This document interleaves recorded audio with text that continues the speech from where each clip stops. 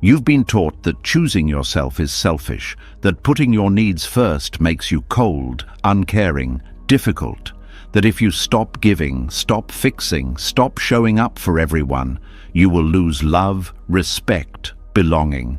But if that were true, why are so many kind people exhausted? Why do those who give the most feel the most empty?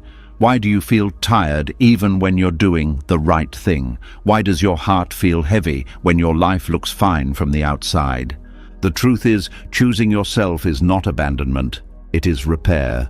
It is the moment you stop bleeding silently and start listening to what your pain has been trying to say.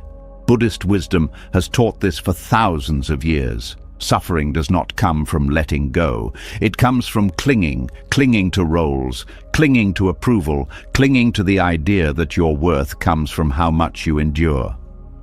The Buddha never asked you to disappear for others.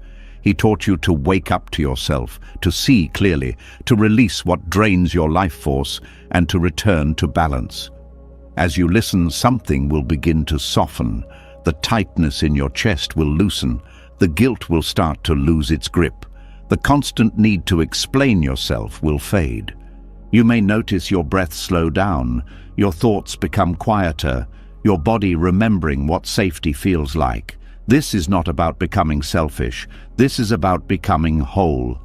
This is not about pushing people away. This is about stopping the habit of leaving yourself behind. This is not just a teaching to listen to. It is a remembering waiting to happen. Are you ready? Let's begin. Something has already shifted. Not loudly, not dramatically, but quietly, in the way the body responds when pressure is finally released. The words you just heard were not meant to persuade you. They were meant to touch something familiar, something you have lived with for a long time, but rarely named. Now the movement continues gently, because the next understanding does not arrive through force. It arrives through attention. There is a form of harm that is rarely recognized because it leaves no obvious damage. It does not bruise the skin or break bones. It often looks responsible, generous, even noble. Yet over time it creates deep psychological suffering. This harm happens when you consistently turn away from your own inner truth, when you silence your needs, override your limits, and ignore what your body and emotions are clearly communicating. This is the subtle violence of self-abandonment.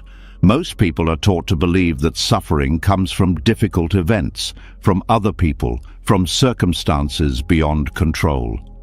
Buddhism offers a more precise view. It teaches that suffering intensifies when awareness is lost. When you stop listening to your direct experience, when you deny what is happening inside you, confusion grows. And confusion, not pain itself, is what binds suffering to the mind. Self-abandonment rarely begins as a conscious choice. It often starts as adaptation. At some point, usually early in life, you learn that certain feelings are inconvenient, that expressing discomfort creates tension, that saying no risks rejection, so you adjust. You become skilled at reading others while becoming disconnected from yourself. You learn how to endure rather than respond. This adaptation may help you belong, but it comes at a quiet cost. Psychologically, ignoring inner truth creates internal conflict. The mind continues to function, to plan, to perform, while the emotional system carries unresolved signals. The body holds what the mind dismisses. Tension becomes chronic. Fatigue becomes familiar. Emotional flatness replaces joy. These are not random symptoms. They are messages from a system that has been asked to remain silent for too long. Buddhism does not treat this pattern as harmless. Turning away from your own experience is seen as a form of harm because it deepens ignorance. Not ignorance of facts, but ignorance of reality as it is being lived. When you invalidate your own feelings, you distort perception. And when perception is distorted, actions follow that distortion. This is how suffering repeats itself, not because life is cruel, but because clarity is avoided. Many people stay in situations that erode them because they confuse endurance with virtue. They believe leaving would be selfish, unkind, disloyal. Buddhist teaching gently dismantles this belief. It explains that clinging to identities, roles, and expectations is one of the primary sources of suffering. When you remain where you are diminished out of fear or obligation, you are not practicing compassion. You are practicing attachment. Over time, self-abandonment reshapes how you think. You begin to doubt your instincts. You minimize your reactions. You create explanations to override your own discomfort. It's not that serious. I should be grateful. This is just how relationships work. These thoughts sound reasonable, but they disconnect you from truth. Buddhism teaches that wisdom does not come from rationalizing pain. It comes from meeting it with awareness. As awareness is suppressed, suffering becomes layered. There is the original pain, and then there is the isolation of carrying it alone. This creates a sense of loneliness that cannot be solved by company. You may be surrounded by people and still feel unseen because you have learned to hide the parts of yourself that are struggling. This hiddenness slowly turns into resentment, not always directed outward, but inward, toward your own life. The mind often responds by staying busy. Constant activity becomes a way to avoid stillness. Helping others becomes a way to avoid listening to yourself. Productivity replaces presence. Buddhism recognizes this pattern without judgment. It simply points out that what is avoided does not disappear. It waits, gathering strength, until it must be acknowledged. Self-abandonment also affects relationships. When you ignore your own limits, you teach others to do the same. When you do not express your needs, you expect them to be sensed. When they are not, disappointment grows quietly. This creates cycles of misunderstanding that reinforce the belief that your needs are unreasonable. In reality, they were never given space to exist. Buddhism emphasizes right relationship, and this includes the relationship with yourself. Right relationship begins with listening, not analyzing, not fixing, not suppressing. Listening to the body when it tightens. Listening to emotions when they signal withdrawal. Listening to fatigue when it asks for rest. These signals are not obstacles to growth, they are guides. Ignoring them is like ignoring pain in an injured limb. The damage increases not because it is severe, but because it is unattended. There is also a spiritual consequence to self-abandonment. When you live out of alignment with your inner truth, energy becomes fragmented. A part of you is always managing, compensating, performing. This leaves little room for clarity or ease. You may seek insight, practice meditation, study teachings, yet feel unchanged. Buddhism would say that insight cannot stabilize where honesty is absent. Awakening is not built on self-denial, it is built on direct knowing. The Buddha taught that suffering arises from not seeing clearly. Self-abandonment is a refusal to see your own experience as real. It is choosing a story over sensation, expectation over truth. Over time, this creates disorientation. You may feel lost without knowing when it began. The loss did not happen suddenly. It occurred gradually, each time you chose silence over authenticity. Healing begins the moment you stop arguing with your own experience, when you allow yourself to acknowledge discomfort without explaining it away. Buddhism calls this right mindfulness. It is the simple act of staying present with what is happening now. From this presence, compassion arises naturally, not the kind that sacrifices the self, but the kind that includes it. Choosing to listen inwardly may initially feel unsettling. Guilt may surface, fear may arise, long-held habits resist change. Buddhism does not interpret this resistance as failure.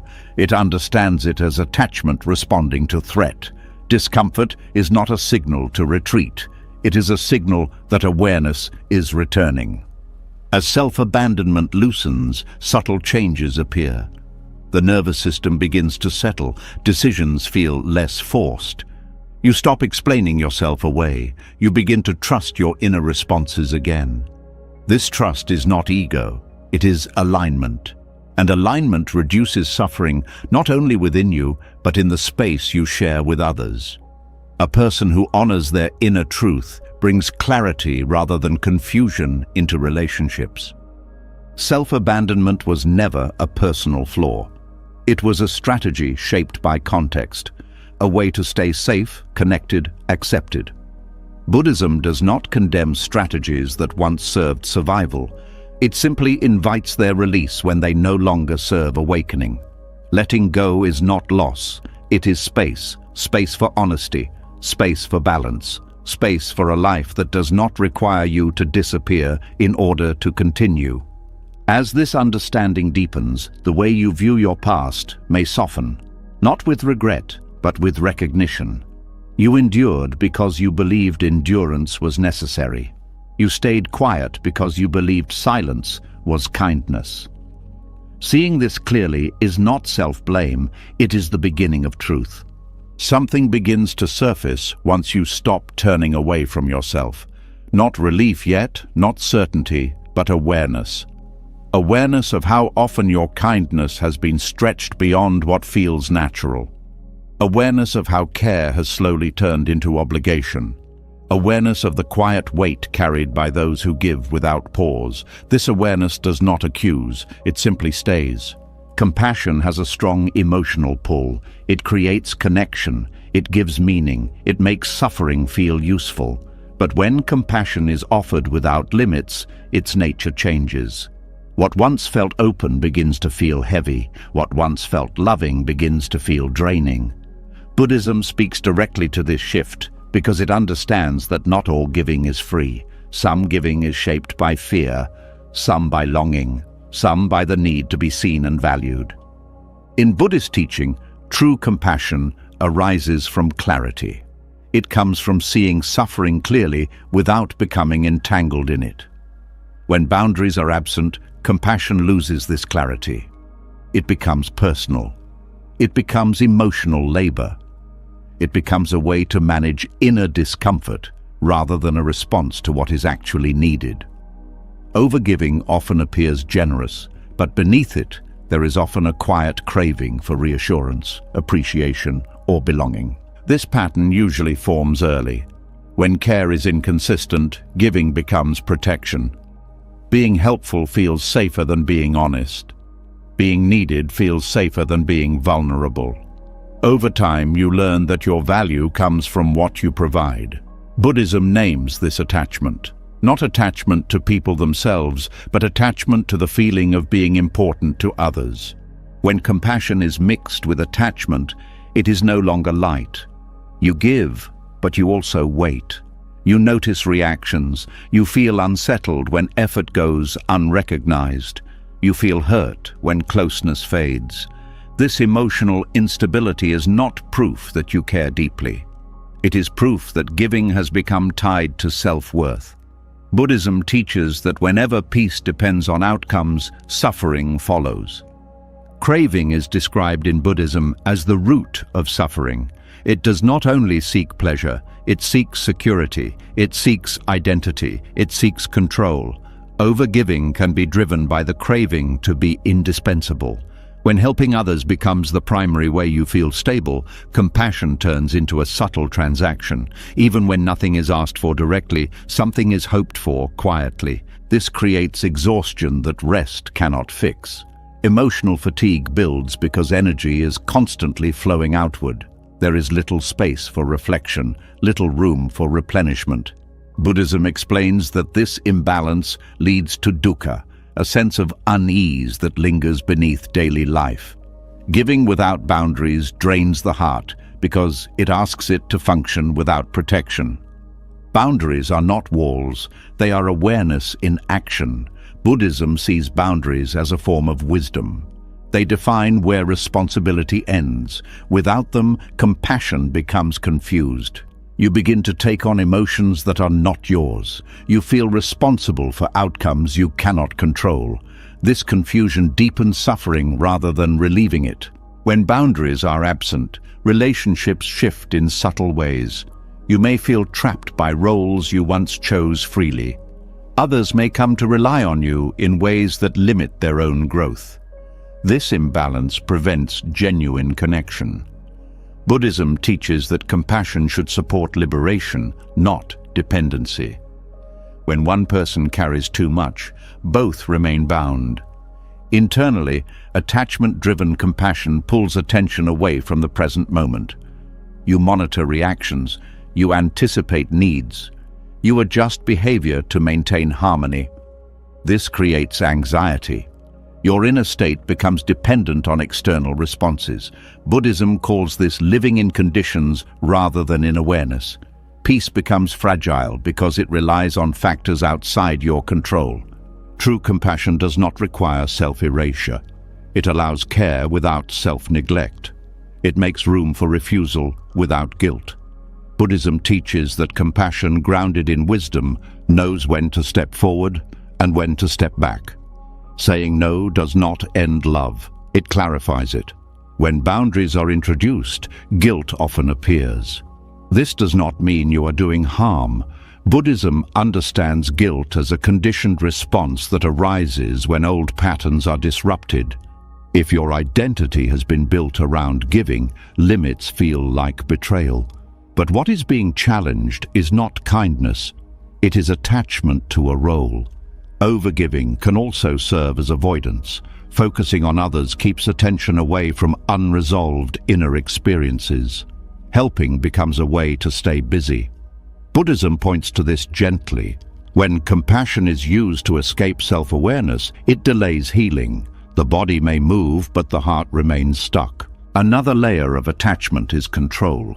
When you invest heavily in others, there may be an unspoken desire for stability, for predictability, for consistency.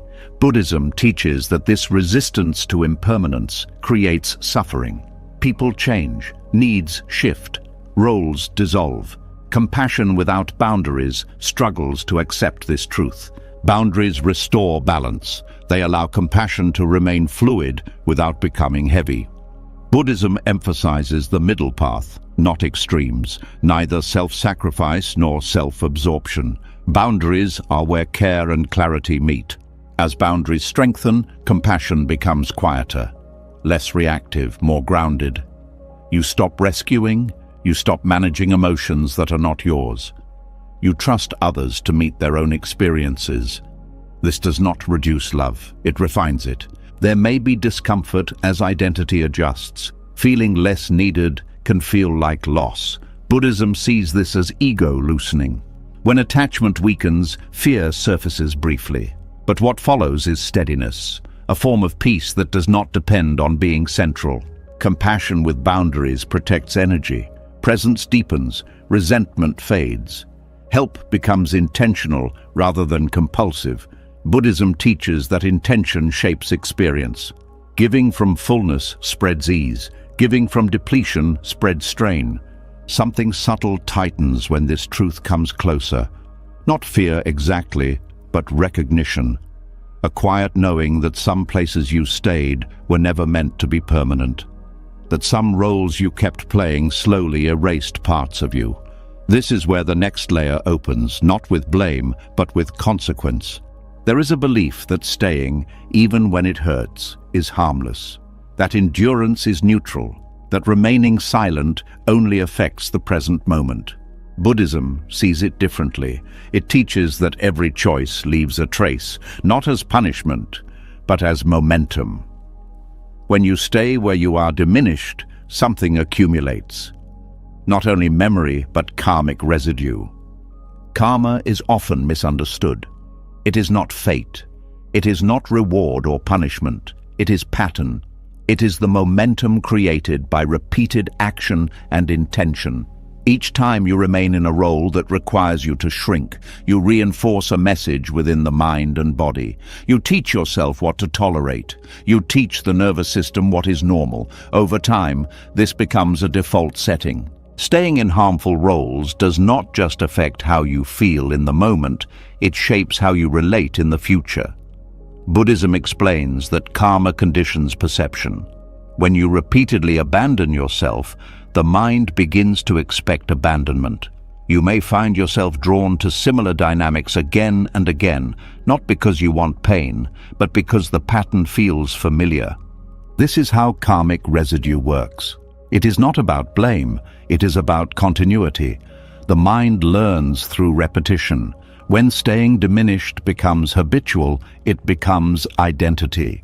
You start to see yourself as the one who adapts, who endures, who holds everything together. This identity then filters choices, relationships, and even opportunities. There is also an energetic cost. Buddhism teaches that intention matters as much as action. When you stay out of fear, obligation, or guilt, that intention leaves a mark. The body remembers. The mind carries tension forward. Even when circumstances change, the internal posture remains the same. You may leave one harmful situation only to recreate another with different faces. Staying diminished also distorts compassion. You may begin to confuse suffering with virtue. You tell yourself that pain is part of love, that sacrifice is proof of goodness. Buddhism challenges this deeply. It teaches that suffering does not purify by itself. Awareness does. Endurance without clarity only deepens confusion. Karmic residue builds when awareness is ignored. Each time your inner voice signals discomfort and you override it, the signal weakens. This does not mean the truth disappears. It means it goes underground. Over time, this creates disconnection. You may feel less alive, less clear, less present. This is not aging, it is accumulation. Buddhism also teaches that karma influences rebirth, not only in a literal sense, but in the rebirth of patterns. Each new relationship is a continuation of previous conditioning unless something interrupts it. When you stay in roles that harm you, you carry that conditioning forward. You may attract situations where your boundaries are tested again, where your needs are overlooked again, where your voice feels secondary again. This does not mean you deserve it. It means the pattern has not yet been seen clearly enough to dissolve. Karma persists until awareness enters. Awareness interrupts momentum. It creates choice where there was habit. There is a common fear that leaving harmful roles creates bad karma. Buddhism teaches the opposite. Staying in harm out of fear creates entanglement. Leaving with clarity creates release. Karma is shaped by intention. Leaving with anger binds. Leaving with awareness frees. Remaining where you are diminished also affects how you see others. You may normalize harmful behavior. You may excuse what should not be excused. This dulls discernment. Buddhism places great importance on wisdom, the ability to see clearly what leads to suffering and what leads away from it. When you stay too long in harm, clarity erodes. The body often understands before the mind does. Chronic tension, fatigue, numbness, anxiety are not random. They are signals that something is misaligned. Buddhism teaches that ignoring these signals is a form of ignorance, not moral ignorance, but experiential ignorance. When the body is ignored, karma accumulates faster because awareness is bypassed. Staying diminished also affects self-trust. Each time you ignore your own knowing, trust weakens.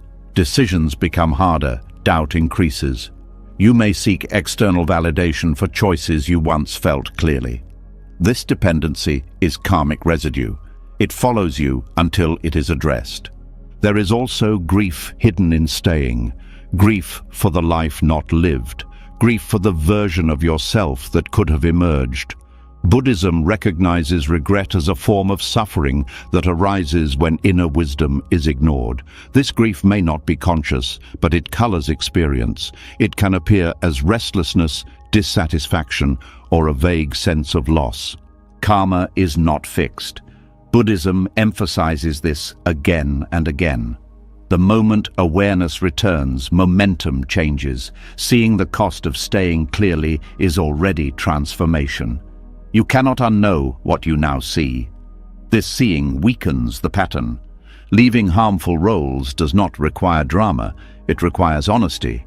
Sometimes leaving is physical, sometimes it is emotional, sometimes it is the internal decision to stop participating in a dynamic even if circumstances remain. Buddhism teaches that intention is powerful. A clear intention begins to dissolve residue. There is often fear of consequences, fear of hurting others, fear of being judged, fear of uncertainty.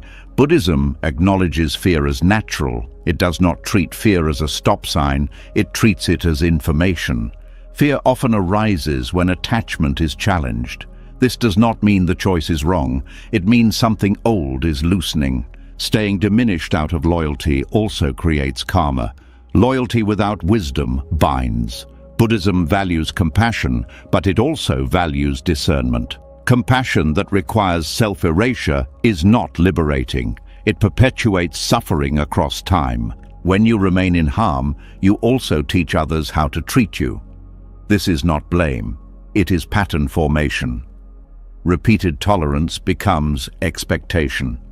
Buddhism teaches that right action includes protecting the conditions for awakening. Staying where awareness is constantly suppressed does the opposite.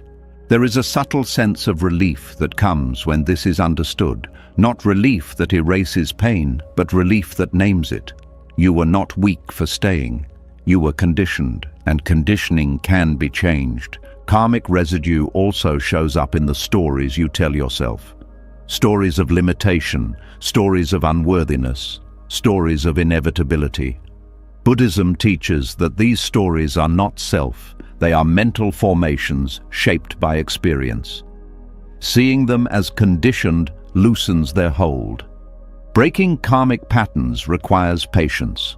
The mind may pull you back toward familiarity. This is not failure. It is momentum adjusting. Each time you choose awareness over habit, the residue thins. The pattern weakens. Staying diminished often feels easier in the short term. Leaving feels uncertain. Buddhism teaches that short-term comfort often leads to long-term suffering, while short-term discomfort can lead to freedom. This is not a rule, but an observation. As clarity grows, responsibility shifts. Not responsibility for others' feelings, but responsibility for your own alignment. This responsibility is not heavy. It is grounding. It brings you back into your life.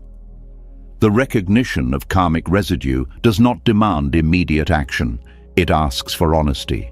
It asks you to see staying clearly, without justification, without condemnation. This seeing alone begins to change the future. Something loosens when you finally see the cost of staying. Not relief yet, but clarity. A quiet recognition that endurance alone was never wisdom. That remaining small required a story to survive, and that story often sounded like goodness. This is where the next layer unfolds, gently but firmly, touching something many people protect without realizing how heavy it has become. There is a version of you that learned to be good in order to be safe. Not good in a moral sense, but good in a relational one. The one who does not cause trouble, the one who understands, the one who forgives quickly, the one who holds everything together. This identity often forms early, shaped by environments where approval mattered more than authenticity. Over time, it becomes a role you inhabit without questioning. Being the good one feels comforting. It gives structure. It provides certainty about who you are in the eyes of others. It creates a sense of worth that feels stable. But Buddhism invites a closer look. It asks whether this goodness is arising from awareness or from attachment, because when goodness becomes identity, it quietly turns into ego. Ego in Buddhism is not arrogance. It is identification. It is the moment you mistake a role for the self. When goodness becomes who you are rather than how you respond, it hardens. You begin to protect it. You avoid anything that might threaten it. Anger becomes dangerous. Boundaries feel selfish. Disagreement feels like failure. This is not freedom. It is confinement disguised as virtue. Identity-based goodness often requires suppression. You learn to swallow reactions that do not fit the image. You silence resentment. You explain away hurt. You tell yourself that being good means being above such feelings. But the body does not forget what the mind dismisses. Suppressed emotions do not dissolve. They accumulate, turning inward as tension, fatigue, or quiet bitterness. Buddhism teaches that clinging to identity creates suffering because identity resists impermanence. The world changes, people change, you change. But the identity of being the good one demands consistency. It asks you to respond the same way even when circumstances call for something different. This rigidity creates internal conflict. You feel one thing but perform another. There is also a subtle superiority hidden in this identity, not conscious, not cruel, but present. When you see yourself as the good one, others become the difficult ones, the needy ones, the ones who don't try hard enough. This creates separation. Buddhism teaches that true compassion dissolves separation. Identity-based goodness reinforces it. Being the good one can also become a shield against rejection. If you are always kind, always understanding, always accommodating, it feels less likely that others will leave. Goodness becomes insurance. But this is attachment, not love. It binds your worth to behavior. It makes acceptance conditional on performance. Over time, this creates exhaustion, not because goodness is draining, but because maintaining an identity requires constant monitoring. You watch yourself, you edit reactions, you manage impressions. This vigilance consumes energy. Buddhism would say that peace cannot arise where effort is spent protecting an image. Another cost is the loss of honesty. When you are invested in being good, truth becomes risky. Saying no feels like betrayal. Expressing anger feels wrong. Naming disappointment feels unkind. But Buddhism teaches that truth is not opposed to compassion. Avoiding truth is what creates harm. When honesty is sacrificed to maintain goodness, relationships become shallow. Letting go of being the good one does not mean becoming careless or cruel. It means releasing the attachment to an image. It means allowing responses to arise from awareness rather than from fear of losing approval. This is a profound act of healing because it reunites you with parts of yourself that were exiled in the name of goodness. There is often fear around this release. Fear of becoming selfish, fear of hurting others, fear of losing identity altogether. Buddhism understands this fear as the ego sensing change. When identification loosens, uncertainty appears. But this uncertainty is fertile. It allows something more authentic to grow. Without the need to be good, you become real. You can be kind and firm, caring and honest, compassionate and clear. Buddhism calls this wisdom. Wisdom does not follow rules blindly. It responds to what is present. Sometimes that response is softness. Sometimes it is distance. Both can arise from care. Identity-based goodness also limits growth. When you are attached to being good, mistakes feel intolerable. You may avoid risks that could lead to learning. You may stay silent when something needs to be challenged. Buddhism teaches that awakening requires willingness to see one's own conditioning. Identity resists this seeing because it wants to remain intact. There is also grief in letting go, grief for the recognition you hoped for, grief for the approval you worked hard to earn. Buddhism does not rush this grief. It allows it to be felt, because beneath it is relief. Relief from having to hold everything together, relief from being responsible for everyone's comfort. As the identity loosens, relationships shift. Some deepen, some fade. This is not punishment, it is alignment. When you stop performing goodness, you invite others to meet you honestly. Not everyone will. Buddhism teaches that this is part of impermanence. What falls away was held together by role, not by truth. Letting go of being the good one also restores self-trust. You begin to listen inwardly again. You respond rather than react. You stop asking who you should be and start noticing what is needed. This simplicity is healing. It reduces inner conflict. It creates coherence between thought, feeling, and action. There is a quiet strength that emerges here, not the strength of endurance, but the strength of presence.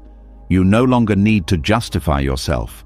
You no longer need to be understood by everyone. Buddhism teaches that freedom arises when you stop trying to control how you are perceived.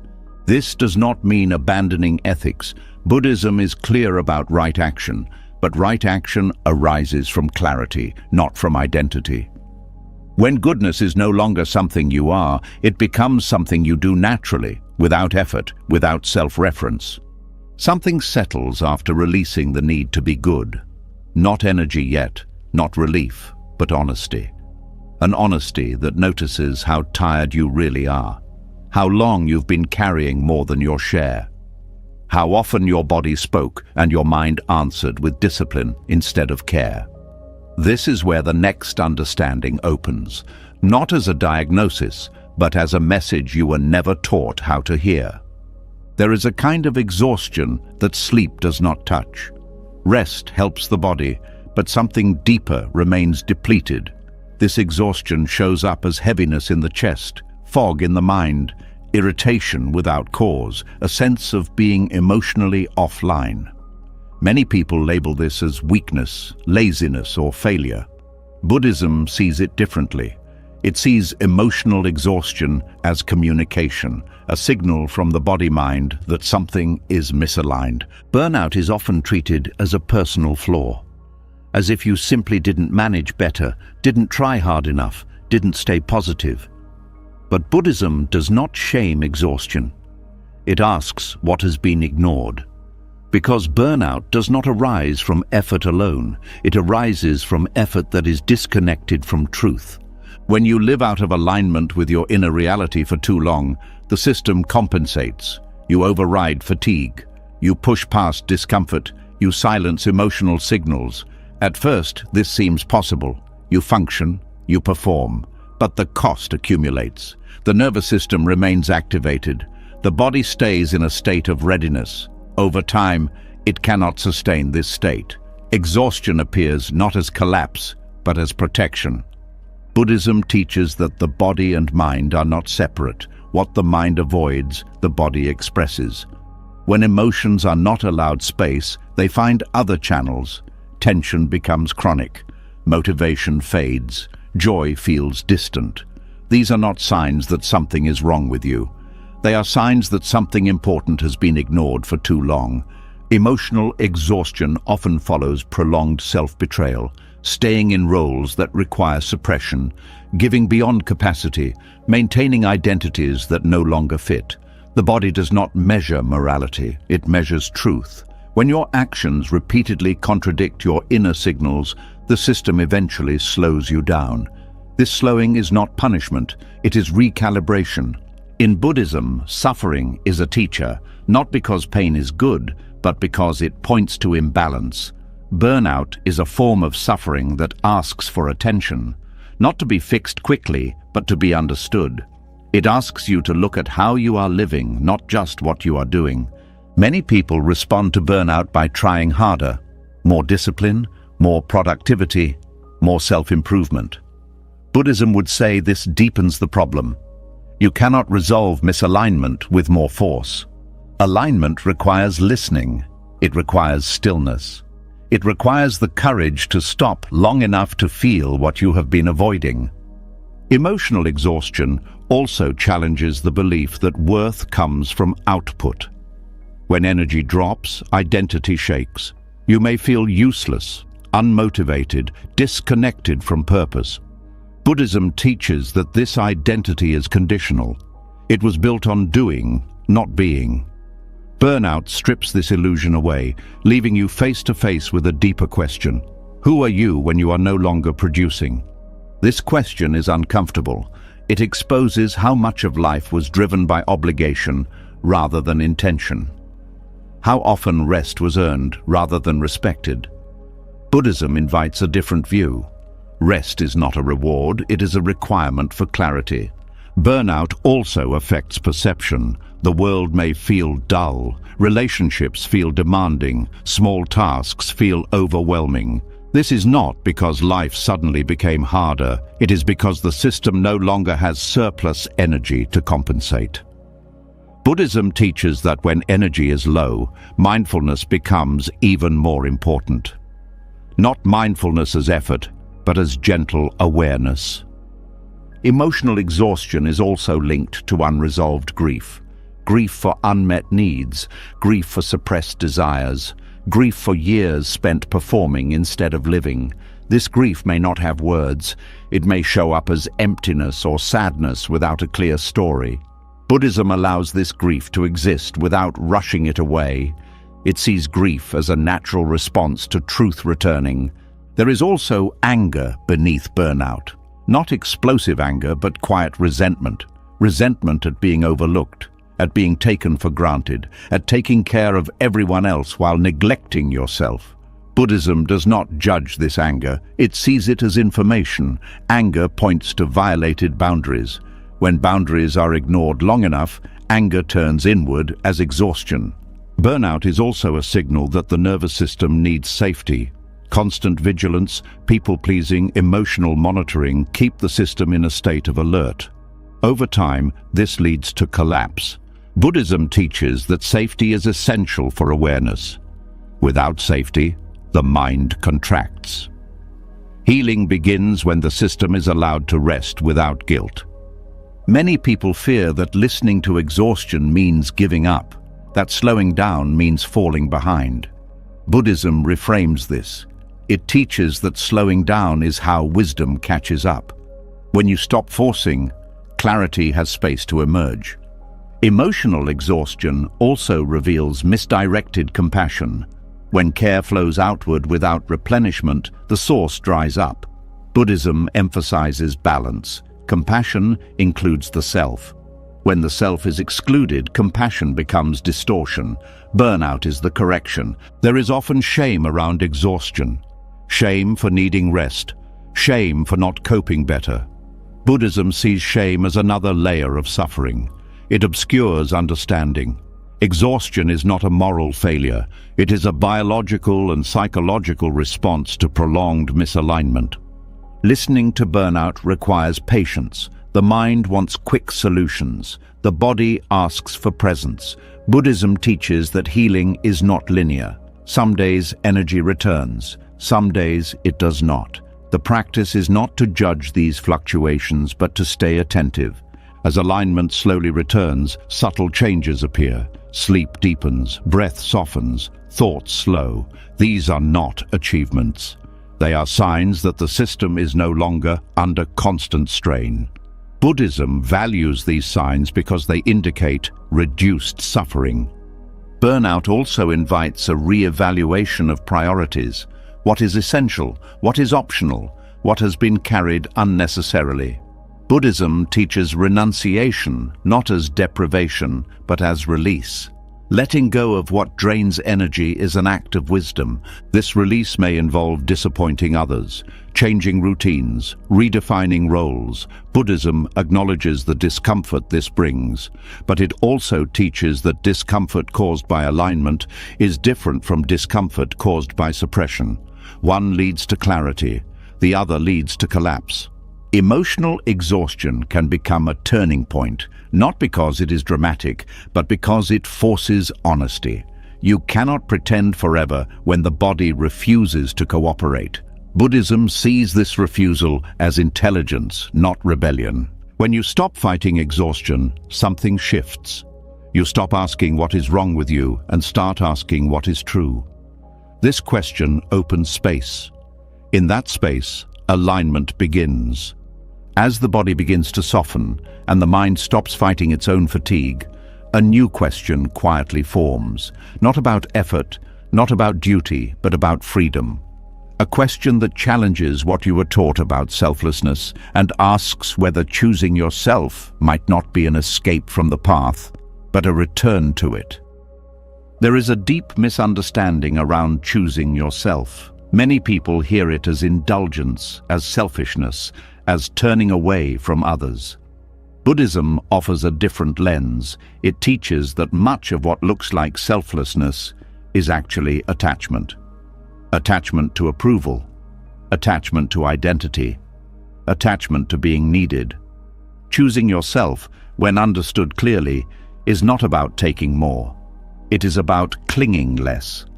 Non-attachment is often misunderstood as detachment or indifference. Buddhism does not teach emotional withdrawal.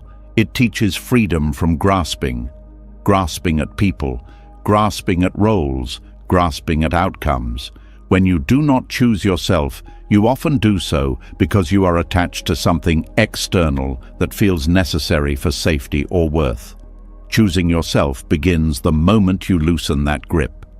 Many people prioritize others not out of generosity but out of fear. Fear of rejection, fear of conflict, fear of being misunderstood. This fear creates attachment. You stay because leaving feels threatening. You give because stopping feels dangerous. Buddhism names this clearly. When actions are driven by fear, they bind the mind. When actions are driven by clarity, they liberate it.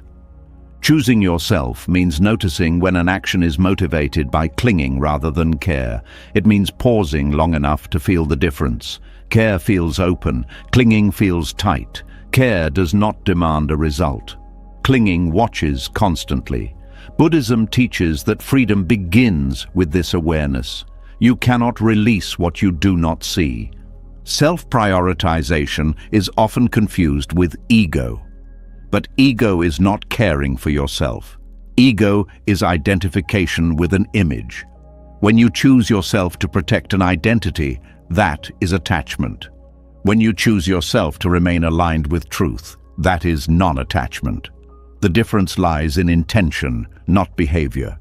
There are moments when choosing yourself looks quiet, saying no without explanation, stepping back without drama, resting without apology. These choices are powerful because they weaken the habit of seeking permission to exist. Buddhism teaches that liberation does not require permission, it requires honesty. Non-attachment does not mean abandoning responsibility. It means releasing the belief that you are responsible for everything. When you choose yourself, you stop taking on emotional burdens that are not yours. You allow others to experience their own lives. This is not neglect, it is respect. Many people fear that choosing themselves will harm others. Buddhism addresses this fear by pointing to interdependence. When you are aligned, your actions are clearer, your presence is steadier. You respond rather than react. This reduces suffering in the system as a whole. Choosing yourself is not withdrawal from relationship. It is cleaning the relationship of resentment and obligation. There is often guilt when you begin to choose yourself. This guilt is not a sign of wrongdoing. It is a sign of conditioning. You were trained to equate self-denial with goodness. Buddhism sees guilt as a mental formation, not a moral truth. When conditioning is challenged, discomfort arises. This is not failure, it is transformation in progress. Choosing yourself also interrupts karmic patterns. When you stop repeating actions driven by fear or attachment, momentum shifts. New possibilities open. Buddhism teaches that karma changes the moment intention changes. You are not bound to repeat the past once awareness is present. Self-prioritization also brings you closer to impermanence. When you choose yourself, you accept that not everyone will stay, that roles will change, that some connections were maintained through sacrifice rather than mutuality. Buddhism teaches that clinging to what must change creates suffering. Letting change happen creates freedom. There is a subtle strength that emerges here. You no longer negotiate your needs internally. You stop convincing yourself to endure what feels wrong. This does not make life perfect, it makes it honest. Buddhism values honesty because it is the ground of insight. Choosing yourself is also an act of trust. Trust in your inner signals. Trust that you do not need to prove your worth through exhaustion. Trust that life continues even when you stop forcing it. This trust is central to non-attachment. When you trust, you loosen control. Control is often mistaken for care. When you choose others over yourself repeatedly, there is often an attempt to control outcomes, to keep peace, to prevent loss. Buddhism teaches that control is another form of clinging. It creates tension because reality does not obey it. Choosing yourself releases this tension by acknowledging what you can and cannot influence. As you choose yourself, you may notice a shift in how you relate to desire. You want less approval, less reassurance, less certainty. This is not numbness, it is simplicity. Buddhism teaches that desire narrows attention. When desire loosens, awareness expands. Self-prioritization also changes how you experience compassion. Compassion becomes less reactive. You no longer rush to fix. You listen more. You offer help when it is appropriate, not when it is demanded by fear. This form of compassion is sustainable because it does not cost you yourself. There may be moments of loneliness as you choose yourself. This loneliness is not abandonment, it is space opening where noise once lived. Buddhism does not rush to fill this space. It recognizes it as fertile. In this space, clarity grows. Choosing yourself also clarifies boundaries. Boundaries are not defenses. They are expressions of non-attachment. They mark where you end and others begin. Buddhism teaches that confusion about boundaries creates suffering. Clear boundaries reduce it. As attachment loosens, you may feel lighter, not because life is easier, but because you are no longer carrying what is not yours. This lightness is not excitement, it is ease. Buddhism values ease because it supports awareness. Self-prioritization is not a single decision, it is a practice. Each time you notice clinging and choose alignment instead, the habit weakens. Each time you listen inwardly, trust grows. Buddhism emphasizes practice because liberation is lived, not thought. There is also humility in choosing yourself. You accept that you cannot save everyone, that your role is limited, that your responsibility begins and ends with your actions, not others' reactions. This humility dissolves ego more effectively than self-denial ever could. Choosing yourself aligns action with truth. When action and truth align, suffering decreases. This is not because life becomes gentle, but because resistance softens. Buddhism teaches that resistance, not pain, is what exhausts the mind. As this alignment deepens, the need to justify yourself fades. You stop explaining why you need rest, why you need space, why you need change. Non-attachment does not require defense. It stands quietly. There is a calm that grows here, not dramatic, not constant, but reliable. A calm that comes from knowing you are not betraying yourself. Buddhism teaches that inner peace is not found by escaping the world, but by meeting it without clinging. As choosing yourself becomes quieter and more natural, a familiar tension often rises in its place. Not from doubt about your needs, but from concern about how others will receive them. A tightness that asks whether staying aligned will cost you connection. This is where another belief reveals itself, one so common it is rarely questioned, yet powerful enough to shape entire lives. The fear of disappointing others feels personal, but Buddhism sees it as impersonal. Not a flaw in character, but a misunderstanding of how self and reality actually work. People-pleasing is not kindness taken too far. It is perception distorted by fear and impermanence misunderstood. At the center of this fear is an assumption that others' reactions define your safety, your worth, your belonging. This assumption forms early, when approval feels essential for survival. Over time, it hardens into a belief that harmony must be maintained at all costs. Buddhism calls this a delusion, not as an insult, but as a description of seeing something inaccurately. The delusion is this, that you are responsible for how others feel, that your role is to manage disappointment before it arises. That conflict means failure. Buddhism teaches that suffering increases when we take ownership of what does not belong to us. Other people's emotions arise from countless causes, many beyond your control. Treating them as your responsibility creates endless tension. People-pleasing often appears as attentiveness. You notice shifts in tone, you anticipate needs, you adjust behavior to keep things smooth. This may look caring, but internally it creates vigilance. The mind stays alert, scanning for signs of disapproval. This vigilance is exhausting because it is built on the belief that acceptance is fragile. Buddhism teaches impermanence as a core truth. Emotions change, opinions shift, relationships evolve. When you fear disappointing others, you are resisting impermanence. You are trying to freeze approval in place. This resistance creates suffering because reality does not cooperate. No amount of pleasing can guarantee lasting harmony. There is also a misunderstanding of self involved. People-pleasing assumes a solid self that must be protected through behavior. Buddhism teaches that the self is not fixed. It is a process, changing moment by moment. When you cling to an image of being liked or approved, you reinforce the illusion of a stable identity that must be maintained. This clinging creates anxiety. The fear of disappointment often leads to self-silencing. You hesitate to speak honestly. You soften your truth. You delay decisions.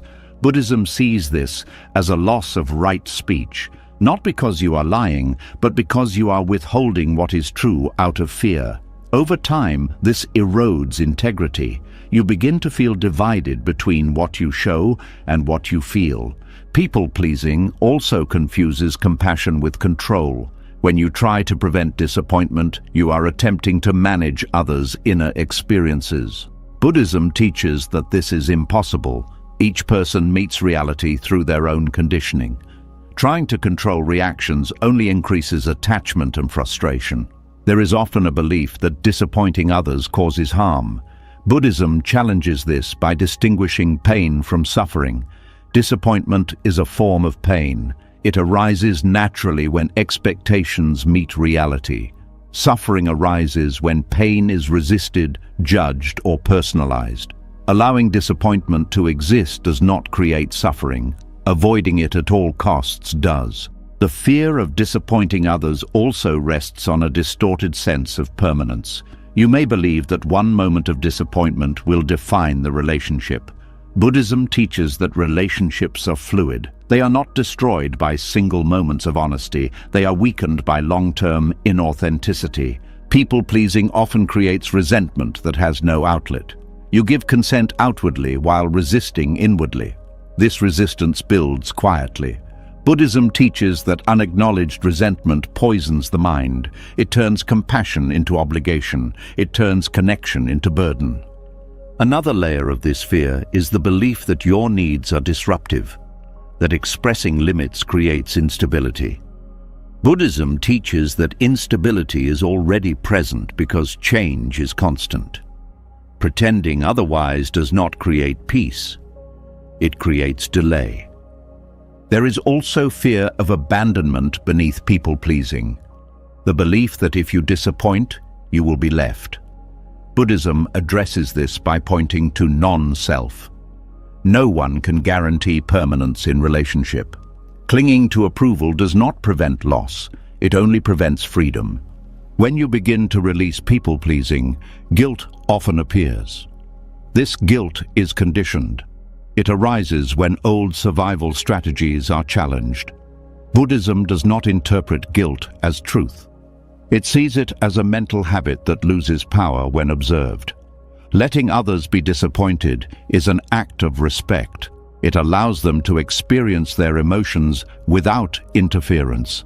Buddhism teaches that each person's path includes encountering discomfort. Protecting others from all disappointment denies them growth. People-pleasing also keeps you stuck in the future. You are always anticipating reactions, rehearsing responses, managing outcomes. Buddhism emphasizes present moment awareness. Fear of disappointment pulls attention away from now into imagined scenarios that rarely unfold as expected. As awareness grows, you may notice how often fear of disappointment guided your choices. Seeing this clearly is not condemnation, it is insight. Buddhism teaches that insight weakens delusion naturally. What is seen clearly loses its grip. There is a quiet relief when you stop managing others' expectations. Energy returns, decisions simplify, you speak more directly. This does not mean you become careless, it means you become accurate. Accuracy reduces suffering. Disappointing others does not mean acting without care. It means acting without attachment to outcome. Buddhism teaches that right action is guided by intention, not approval. When intention is clear, reactions can be met without collapse.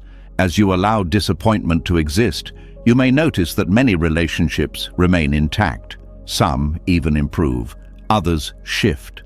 Buddhism teaches that impermanence reveals truth. What depends on self-erasure cannot remain healthy. People-pleasing also distorts compassion toward yourself. You judge your needs harshly. You minimize discomfort. Buddhism teaches self-compassion as part of wisdom. Ignoring your own suffering does not reduce the world's suffering, it adds to it. There is courage required here. The courage to be misunderstood, to allow silence, to let others feel what they feel. Buddhism values this courage because it aligns with reality rather than illusion. As fear loosens, trust grows. Trust that you can survive disapproval. Trust that relationships are resilient or honest enough to change. Trust that your worth does not fluctuate with reactions. Buddhism teaches that this trust supports liberation. People-pleasing fades not through force, but through understanding.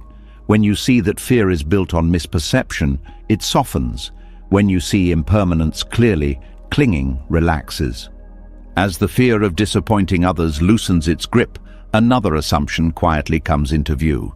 An assumption that has been praised, rewarded, even spiritualized. The idea that putting yourself last is the fastest way forward. That dissolving into service will somehow lead you out of suffering. This is where a deeper question begins to stir, one that asks whether constant self-sacrifice actually brings awakening closer, or whether it quietly keeps it out of reach. Self-sacrifice has long been associated with virtue. Many spiritual paths have honored renunciation, service, humility. Over time, these values have been misunderstood. What began as a practice of releasing ego has, for many, become a habit of disappearing. Buddhism makes a careful distinction here. Letting go of ego is not the same as abandoning awareness of self. When self-sacrifice turns into self-neglect, awakening does not accelerate, it stalls. Awakening in Buddhism is rooted in direct seeing sensations as they arise, seeing thoughts without identification, seeing emotions without suppression. This requires presence. When attention is constantly directed outward toward others' needs, moods, and expectations, presence weakens. The mind becomes busy managing instead of observing. This outward focus may look compassionate, but it leaves little space for insight to deepen. Constantly putting others first often begins with good intention. You want to reduce suffering, you want to help. But intention alone does not determine outcome. Buddhism teaches that wisdom must guide compassion. Without wisdom, compassion becomes entanglement. You may serve endlessly while remaining unaware of your own patterns, reactions, and attachments. Awakening requires turning attention inward as much as outward. Self-sacrifice can become a way to avoid inner work. When life is filled with responsibilities, caretaking, and service, there is little time left to sit with discomfort. Silence becomes rare. Stillness feels indulgent. Buddhism points out that avoiding stillness delays insight. Without space to observe the mind, habitual patterns continue unseen. There is also identity hidden in self-sacrifice. Being the one who gives can become who you are. This identity feels meaningful, it offers purpose, but it also creates attachment. You may feel lost without someone to help, Buddhism teaches that attachment to identity, even a noble one, obscures clarity. Awakening asks for the courage to exist without roles. When self-sacrifice is constant, resentment often grows quietly. You may not express it, you may not even admit it to yourself, but it appears as fatigue, irritation, or emotional distance. Buddhism teaches that unacknowledged resentment clouds the mind. It distorts perception. A mind carrying resentment cannot see clearly. Another cost is the postponement of personal truth. You may delay important realizations because there is always someone else who needs attention. Your own questions wait. Your own doubts are set aside. Buddhism teaches that awakening is not a future reward. It happens in the present moment. When the present is always given away, awakening is deferred. Self-sacrifice can also reinforce the illusion of separation. When you see yourself primarily as the helper and others as those who need help, a subtle hierarchy forms. Buddhism teaches non-duality, the understanding that there is no fundamental separation between self and other. True compassion arises from this understanding. Self-sacrifice that reinforces roles keeps separation intact. There is a misunderstanding that suffering endured willingly leads to awakening. Buddhism challenges this directly. Suffering does not purify by itself. Awareness does. You can suffer endlessly without awakening if suffering is met with resistance, suppression, or identity. Self-sacrifice that lacks awareness only deepens conditioning. Awakening requires energy, not frantic energy, but stable presence. Constant self-sacrifice drains this energy. When the system is depleted, attention scatters. Meditation becomes difficult. Reflection feels heavy. Buddhism recognizes this. Monastic traditions include rest, silence, and balance for a reason. Without balance, insight cannot stabilize. There is also fear beneath self-sacrifice. Fear that turning inward is selfish. Fear that prioritizing awareness means abandoning others. Buddhism reframes this. It teaches that a mind that is clear benefits everyone it touches. A mind that is exhausted spreads confusion, even with good intentions. Self-sacrifice can delay awakening by reinforcing avoidance. When helping others becomes the main activity, it can prevent confrontation with personal suffering. Buddhism teaches that liberation requires meeting suffering directly, not fixing it immediately, not bypassing it through service, but understanding it. There is also a subtle control element. When you sacrifice yourself, you may unconsciously try to shape outcomes, to keep things stable, to prevent collapse. Buddhism teaches that control is another form of attachment. Awakening involves releasing the need to manage reality. Many people fear that without self-sacrifice, compassion disappears. Buddhism teaches the opposite. When self-sacrifice loosens, compassion becomes clearer. It is no longer mixed with obligation or fear. It arises naturally from understanding. Spiritual development requires honesty. You must see when giving is generous and when it is compulsive, when service is free and when it is driven by avoidance. Buddhism encourages this honesty because it dismantles illusion gently. Self-sacrifice often delays awakening by keeping the focus on doing rather than being. Buddhism emphasizes being aware, being present, being with what arises. Doing flows naturally from this being. When doing replaces being, awakening remains conceptual. There is also grief that arises when self-sacrifice is questioned. Grief for the meaning it provided, grief for the validation it offered. Buddhism allows this grief. It understands that letting go of familiar patterns feels like loss, but beneath the grief is space. Awakening is not about becoming less human, it is about becoming more aware. This awareness includes recognizing limits, recognizing needs, recognizing when service is aligned and when it is not. Self-sacrifice that ignores limits weakens awareness. When you begin to reclaim attention from constant giving, you may feel discomfort. Others may notice the change. Buddhism teaches that this discomfort is not a sign of error. It is a sign of transition. Old patterns resist dissolution. Self-sacrifice can also delay awakening by keeping you tied to stories about who you are supposed to be. Awakening dissolves stories. It reveals experience before narrative. This requires stepping out of roles, even respected ones. There is a quiet permission that arises when this is seen clearly. Permission to rest, permission to reflect, permission to let others carry their own lives.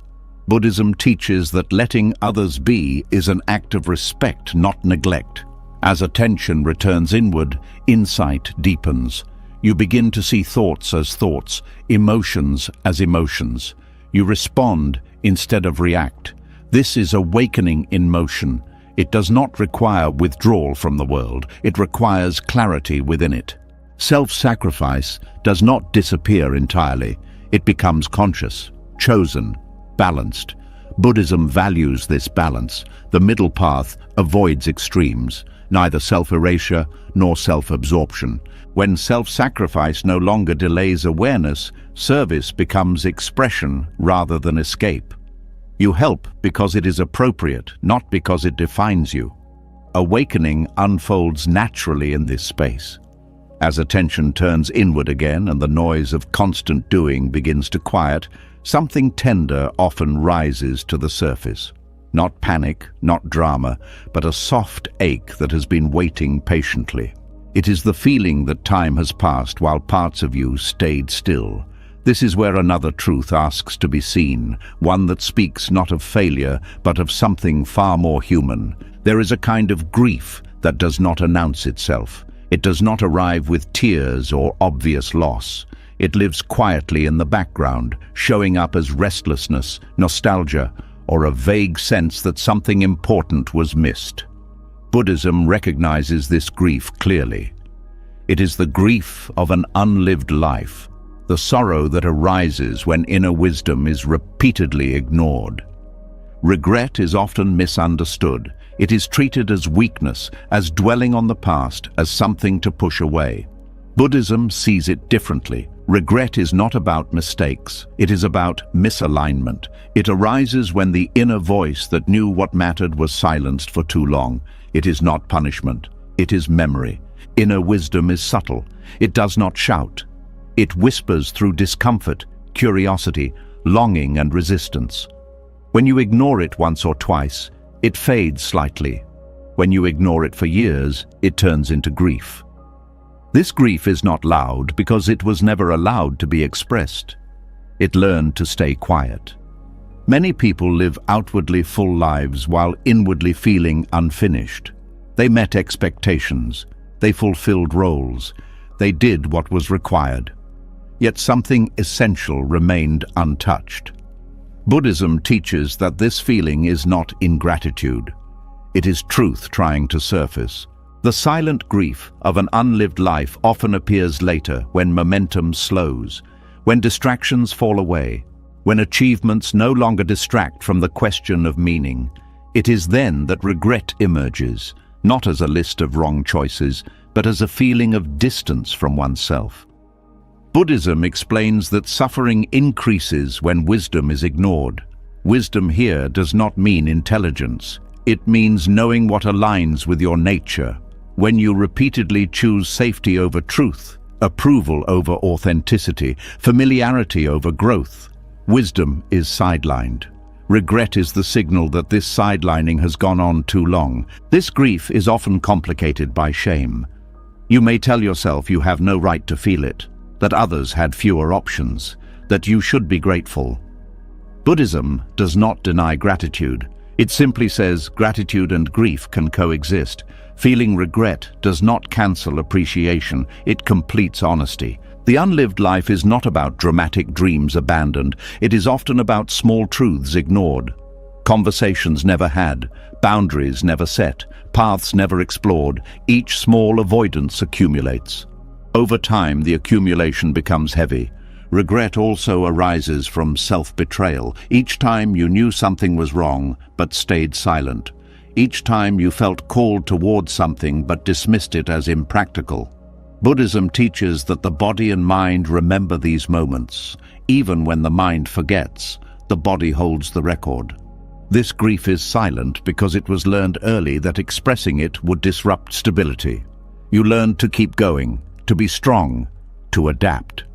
Buddhism honors adaptation, but it also teaches that adaptation without awareness leads to suffering. The unlived life is not a moral failure. It is a consequence of conditioning. You were shaped by circumstances, expectations, fears. Buddhism does not blame, it invites understanding. Understanding loosens regret's grip. Regret is also tied to impermanence. Time moves forward whether awareness is present or not. When inner wisdom is ignored, time feels wasted. Buddhism teaches that impermanence is not cruel. It is precise. It reveals where attention was missing. There is often fear that acknowledging regret means being stuck in the past. Buddhism counters this. Ignoring regret keeps you stuck. Feeling it allows movement. Regret points toward what still matters. It carries information, not condemnation. The silent grief of an unlived life also reflects unmet potential, not potential measured by success, but by authenticity, the potential to be present, to be honest, to be aligned. Buddhism teaches that potential is not something to achieve, it is something to uncover. Many people respond to regret by rushing forward, making sudden changes, forcing reinvention. Buddhism advises patience. Regret needs to be felt before it can release, not analyzed endlessly, but allowed space. There is tenderness required here. You may mourn versions of yourself that never had a chance to emerge. Buddhism allows mourning. It sees mourning as part of wisdom returning. This grief also reveals how deeply you cared. You do not regret what never mattered. Regret is evidence of value. Buddhism reframes regret as a sign of sensitivity, not failure. Ignoring inner wisdom often felt necessary at the time. You may have been protecting others, protecting stability, protecting yourself from uncertainty. Buddhism does not judge past choices made without awareness. It focuses on present awareness. The unlived life can create a sense of urgency, a feeling that time is running out. Buddhism teaches that urgency without clarity leads to panic. Urgency with awareness leads to intention. Regret clarifies intention when it is met honestly. There is also forgiveness needed, not forgiveness from others, but from yourself. Buddhism teaches that holding on to self-blame deepens suffering, understanding dissolves it. Regret softens when you see that inner wisdom never disappeared. It waited, it waits still. Buddhism teaches that awakening is always possible because awareness is always present. The silent grief becomes less heavy when it is named. Not publicly, internally. Naming is acknowledging. Buddhism values acknowledgement because it restores truth. As regret is allowed, it transforms. It becomes discernment. You begin to see more clearly what you no longer want to ignore. This clarity is not about fixing the past. It is about meeting the present. The unlived life does not mean life is over. It means something is asking to begin. Buddhism teaches that every moment of awareness is a beginning. Regret also teaches humility. You see how often fear guided decisions. This humility is not self-attack, it is realism. Buddhism values realism because it cuts through illusion. When regret is resisted, it turns into bitterness. When it is welcomed, it becomes guidance. Buddhism makes this distinction clearly. What is resisted persists. What is understood changes. The grief of an unlived life can feel lonely because it is deeply personal. Others may not see it. Buddhism teaches that loneliness eases when experience is met without judgment. This grief does not demand immediate action. It asks for presence, for listening, for honesty. Rushing to erase it misses its teaching. As you sit with this understanding, something shifts. Regret stops feeling like a verdict and starts feeling like a message that says awareness is returning. As regret softens and clarity begins to return, another tension often reveals itself. A tension not about what you want, but about whether you are allowed to want it without defending yourself. This is where healing moves from understanding into action, and where one of the hardest practices quietly appears. There is a deep discomfort many people feel when they say no, not because the no is unclear, but because silence follows it. A silence that feels unfinished, a silence that seems to demand explanation. Buddhism pays close attention to this moment, because it reveals one of the strongest attachments we carry, the need to justify our boundaries in order to be allowed to have them. Most people were taught that no is acceptable only when it is reasonable, polite, well explained, and approved. You learn to soften refusal with stories, to offer context, to apologize for having limits. Over time, explanation became a requirement for self-protection. Buddhism sees this habit not as courtesy, but as attachment. The need to explain comes from fear. Fear of being misunderstood, fear of being judged, fear of being seen as selfish or unkind. Buddhism teaches that fear arises when identity is threatened. When your sense of self depends on how others perceive you, explanation becomes a defense mechanism. Saying no without explanation feels exposed. It removes the buffer between you and others' reactions. This exposure is uncomfortable because it challenges a long-held belief that you are responsible for managing how others feel about your choices. Buddhism names this belief as a source of suffering. Healing requires saying no without explanation, because explanation often turns into negotiation. When you explain, you invite debate. You offer reasons that can be questioned, minimized, or dismissed. This keeps you entangled. Buddhism teaches that clarity is not improved through justification, it is weakened by it. When you say no simply and clearly, you are practicing non-attachment. You are releasing the need to control the outcome. You are allowing others to respond however they will. This is not indifference, it is trust in impermanence. The urge to explain often comes from guilt. Guilt that arises not from wrongdoing, but from breaking a familiar pattern. Buddhism distinguishes between wise remorse and conditioned guilt. Wise remorse corrects harm. Conditioned guilt enforces conformity. Most guilt around saying no belongs to the second category. Explanation can also be a way to avoid discomfort. Silence feels awkward. Letting others be unhappy feels wrong. Buddhism teaches that discomfort is not a problem to solve. It is an experience to allow. Avoiding discomfort delays healing because it reinforces fear. There is also a power shift when you stop explaining. You return authority to yourself. You stop asking for permission to honor your limits. Buddhism sees this as reclaiming agency. Agency is essential for liberation because it restores alignment between intention and action. Saying no without explanation does not mean being harsh. Tone can be gentle, presence can be kind. What is released is not compassion, but self-erasure. Buddhism teaches that compassion does not require self-betrayal. Many people worry that without explanation, they will be misunderstood. Buddhism responds simply, misunderstanding is part of impermanence. You cannot control how others interpret your actions. Trying to do so creates endless suffering. Explanation often comes from the hope that if others understand your reasons, they will not be disappointed. Buddhism teaches that disappointment is a natural part of human interaction. Preventing it at all costs is not kindness, it is avoidance. There is also a subtle identity at play.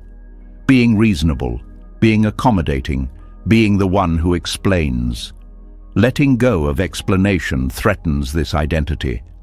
Buddhism teaches that identity clinging creates suffering. Releasing it creates space. When you stop explaining, you may notice how often you explained things that needed no defense, how often you overfunction to maintain harmony.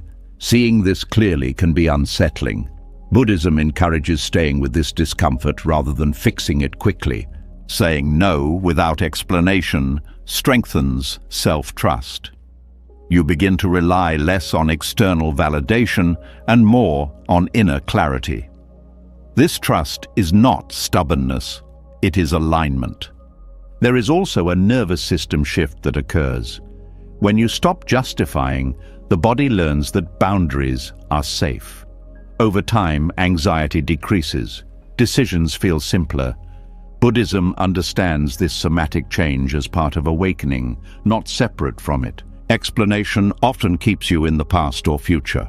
You reference history, you anticipate reactions. Buddhism emphasizes presence. A clear, no spoken now requires no timeline. Healing also requires releasing the belief that your boundaries must make sense to others. Buddhism teaches that truth does not require consensus. Inner alignment is not a group decision.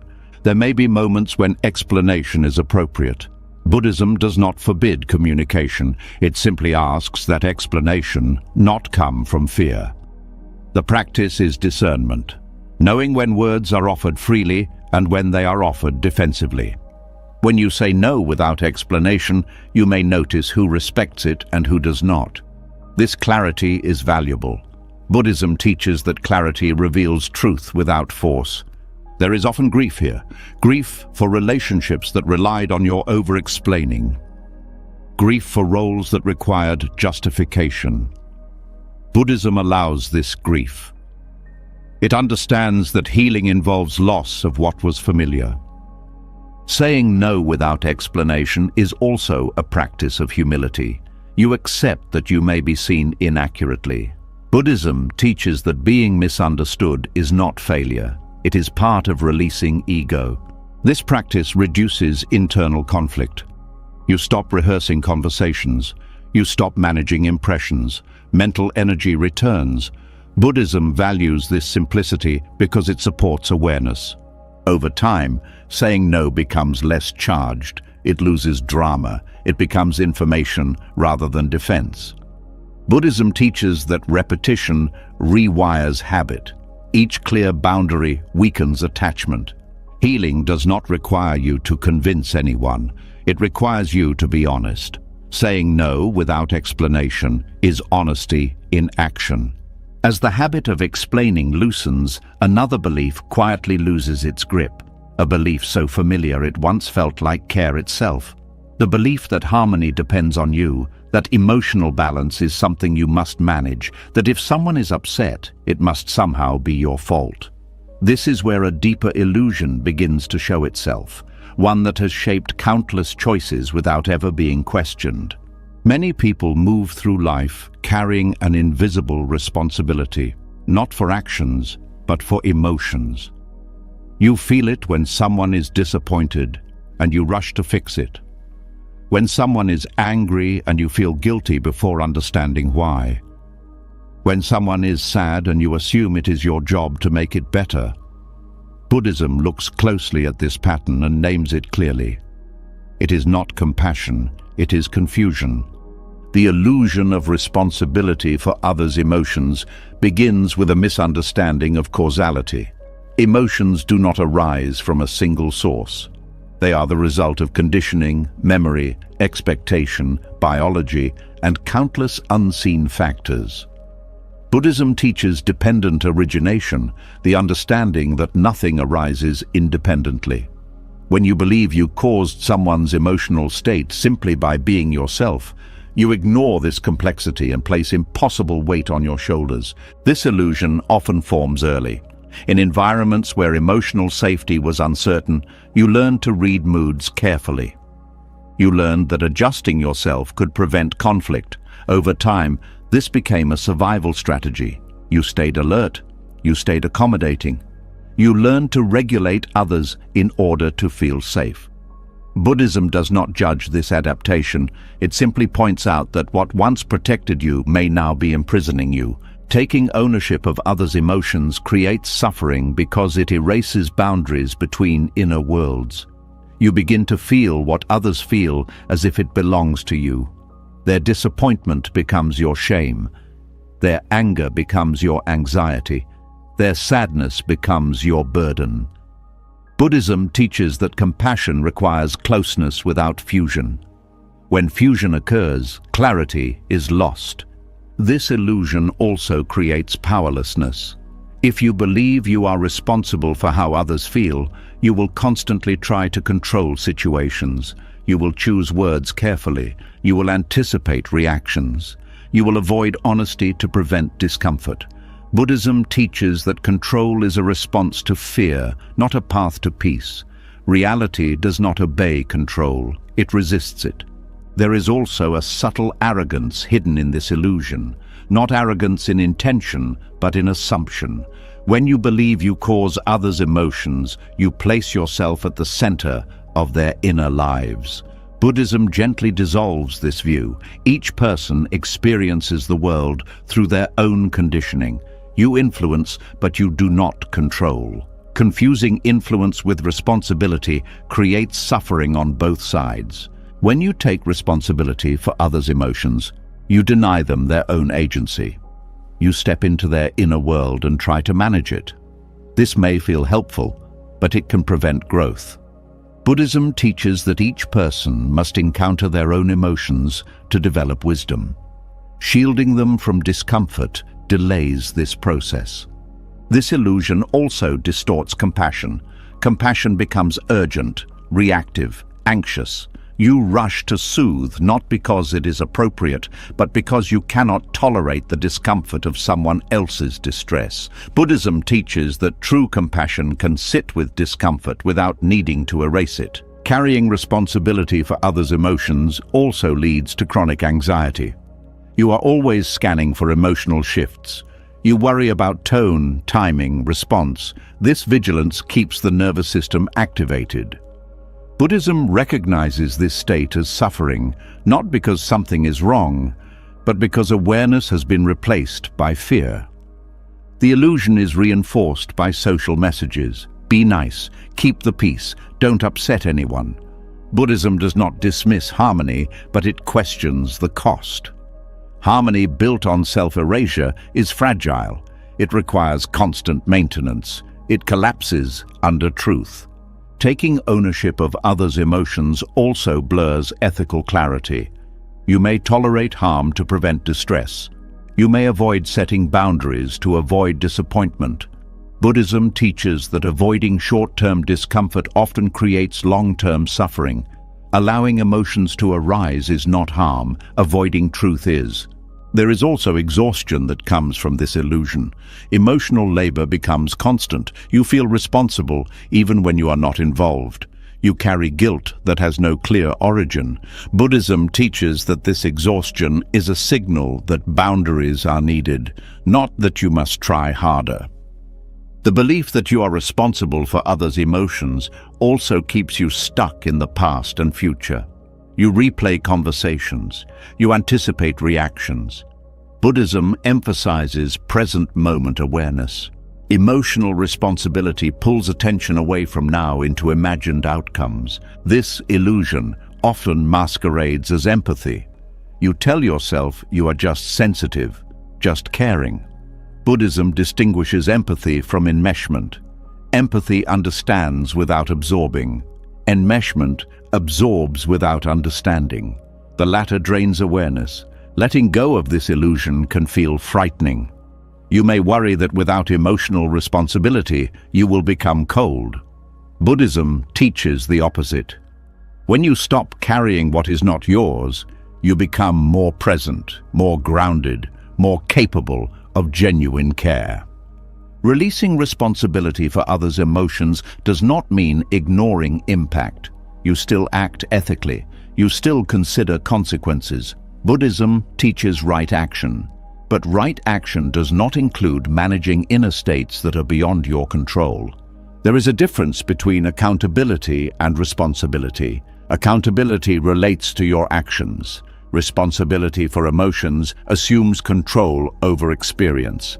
Buddhism encourages accountability and releases false responsibility. When you allow others to feel what they feel, you respect impermanence. Emotions arise and pass. Interfering with this process creates stagnation. Buddhism trusts the natural movement of experience. You may notice resistance when you stop taking responsibility. Others may be uncomfortable.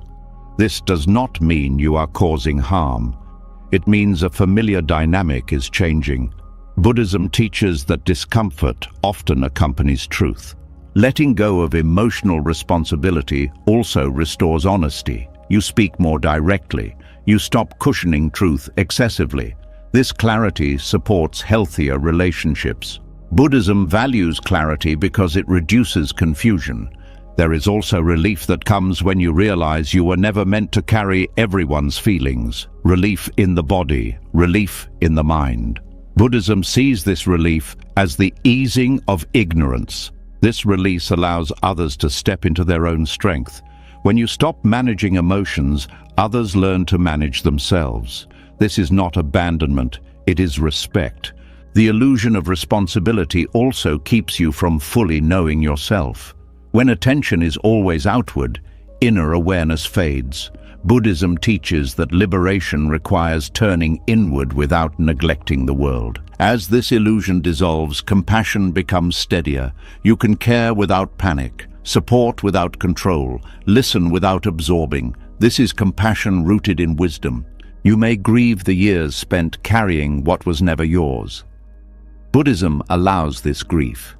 It sees grief as clarity arriving late, not as failure. Releasing emotional responsibility does not happen instantly. It is practiced. Each time you notice the urge to fix and choose presence instead, the habit weakens. Buddhism teaches practice because insight deepens through repetition. As the weight of carrying others' emotions is finally set down, a quiet space opens. Not empty, not lonely, but unfamiliar. In that space, a new question arises, not about connection, but about distance, about stepping back without disappearing, about choosing solitude without turning away from life itself. Solitude is often misunderstood. Many people hear it as rejection, withdrawal, avoidance. Buddhism makes a careful distinction. There is a form of solitude that comes from fear, and there is a form that comes from clarity. One shrinks the world, the other allows you to meet it more honestly. Avoidance-driven solitude is reactive. It happens when the world feels overwhelming, when emotions feel too loud, when relationships feel too demanding. In this state, solitude is used as a shield. You withdraw not to listen, but to escape. Buddhism does not condemn this response. It understands that sometimes retreat is the only way the system can regulate. But it also teaches that escape does not lead to freedom. It only postpones engagement. Sacred solitude is different. It is chosen, not forced. It is entered with awareness, not fear. It is not about hiding from the world, but about returning to yourself so you can meet the world without distortion. Buddhism values this kind of solitude because insight requires space. In everyday life, attention is constantly pulled outward. Conversations, responsibilities, expectations, stimulation. Over time, this outward pull fragments awareness. You respond automatically. You react habitually. Solitude interrupts this momentum. It slows the stream of input so the mind can see itself clearly. Buddhist practice has long included periods of withdrawal, not as rejection of society, but as a way to observe the mind without constant interference. When stimulation decreases, patterns become visible, thoughts repeat, emotions surface, restlessness appears. This is not failure, it is revelation. Avoidance seeks comfort. Sacred solitude seeks truth. Comfort tries to quiet discomfort quickly. Truth allows discomfort to speak. Buddhism teaches that discomfort is not the enemy. Unawareness is. Solitude creates conditions where awareness can deepen. There is often fear around choosing solitude. Fear of being forgotten. Fear of missing out. Fear of becoming disconnected. Buddhism addresses this fear by pointing to interdependence. Connection does not disappear when you step back. It becomes clearer. When you are no longer entangled, you relate more honestly. Sacred solitude is not isolation. Isolation cuts you off from life. Solitude brings you into deeper contact with it. The difference lies in intention. Are you withdrawing to numb or to know? Are you stepping back to avoid or to align? In avoidance, solitude feels heavy. Time drags, thoughts spiral. There is agitation beneath the quiet. In sacred solitude, there may still be discomfort, but there is also curiosity. You observe what arises instead of trying to suppress it. Buddhism encourages this observation because insight grows from seeing patterns, not escaping them. Choosing solitude also challenges identity. Without constant interaction, roles fall away. You are no longer the helper, the fixer, the responder. This can feel unsettling. Buddhism teaches that identity is maintained through repetition. Solitude disrupts repetition, allowing you to see who you are without performance. Many people fear that solitude means disengagement from responsibility. Buddhism clarifies that withdrawal can be temporary and purposeful. Monastics retreat and return. Lay practitioners step back and re-engage. Solitude is a rhythm, not a permanent state. Avoidance-driven withdrawal often lacks clarity about return. You pull away without knowing when or how you will come back. Sacred solitude includes intention to re-enter. You step back to see clearly so that engagement can be wiser. Solitude also reveals attachment. Without distraction, desires surface. Cravings become obvious. Aversion shows itself. Buddhism teaches that seeing attachment clearly weakens it. Solitude is a mirror. It does not create problems, it reveals them. There is also grief that may appear in solitude. Grief that was postponed by busyness. Sadness that had no space. Buddhism welcomes this grief. It understands that feeling what was delayed is part of healing. Sacred solitude requires boundaries. It is chosen, not drifted into. You set conditions. You protect the space. Buddhism values discipline not as control, but as support for awareness. Without structure, solitude can slide into rumination. Avoidance often comes with blame. You withdraw because others are too much. Sacred solitude comes with responsibility. You withdraw to understand your own reactions. This responsibility keeps solitude from becoming resentment. Solitude also strengthens discernment. Without constant input, you notice what truly matters, what drains energy, what nourishes. Buddhism teaches discernment as a key aspect of wisdom. Solitude sharpens it. Choosing solitude can feel selfish in a culture that equates availability with worth. Buddhism challenges this assumption. It teaches that a mind that is never alone cannot know itself. Without knowing yourself, your engagement with others remains reactive. Sacred solitude is not about cutting ties. It is about loosening them enough to see clearly. When attachment softens, connection becomes freer. You return not out of obligation, but out of choice.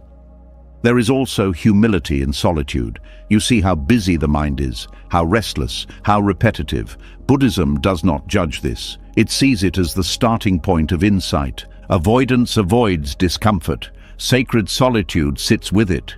This sitting builds capacity. You learn that discomfort rises and falls. You do not need to flee. This learning carries back into the world. Solitude also reveals inner resources. Without external validation, you discover what steadies you. Breath, awareness, simple presence. Buddhism teaches that these resources are always available, but rarely noticed in noise. Choosing solitude without escaping the world means you do not use it to avoid necessary conversations or responsibilities. You return when clarity is gained. Buddhism emphasizes this return. Wisdom is tested in relationship, not in isolation. There may be resistance from others when you choose solitude. Misunderstanding, assumptions. Buddhism teaches that being misunderstood is part of practice. You cannot live aligned and avoid all friction. Sacred solitude also reduces dependency. You stop relying on constant feedback. You trust your own experience. This trust strengthens autonomy without hardening the heart. Avoidance-driven solitude often ends in stagnation. Sacred solitude leads to movement. Not frantic movement, but intentional action. You see more clearly what needs to change. Solitude teaches patience. Without stimulation, time slows. You learn to stay with moments. Buddhism values patience because insight unfolds at its own pace. Choosing solitude is not a rejection of love. It is a refinement of it.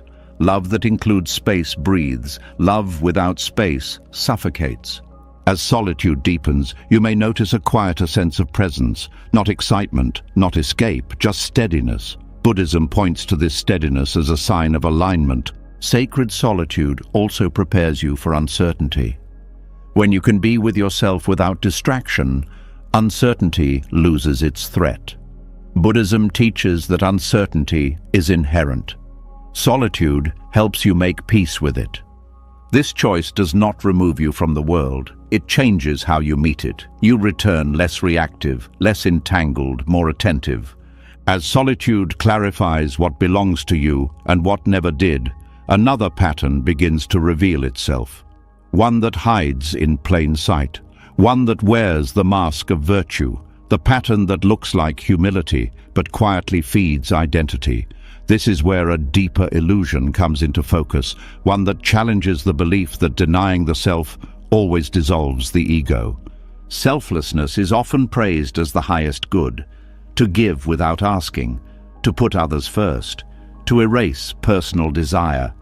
Buddhism honors generosity and compassion, but it also warns that not all self-denial leads to freedom.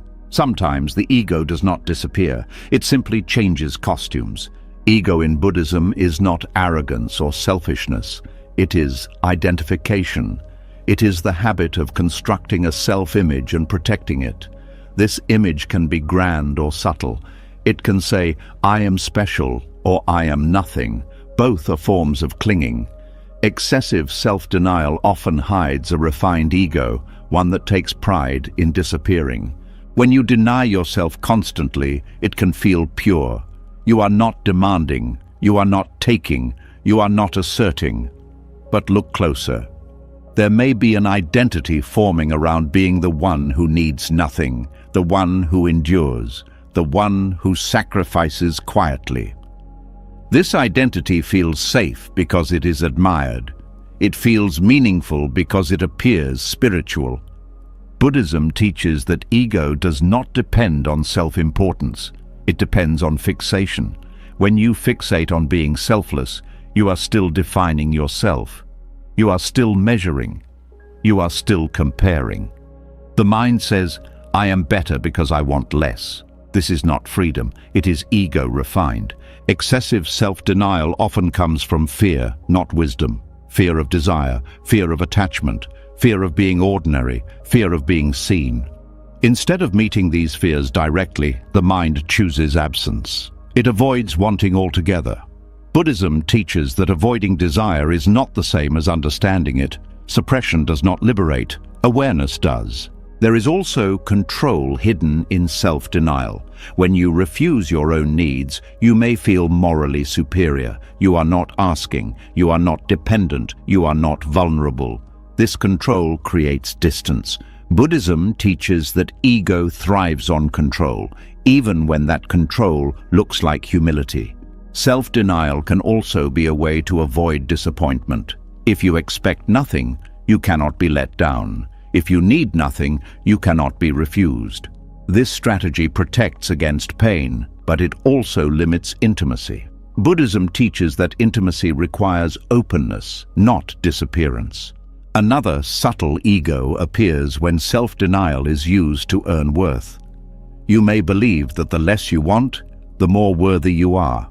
That spiritual maturity means having no preferences. Buddhism challenges this directly.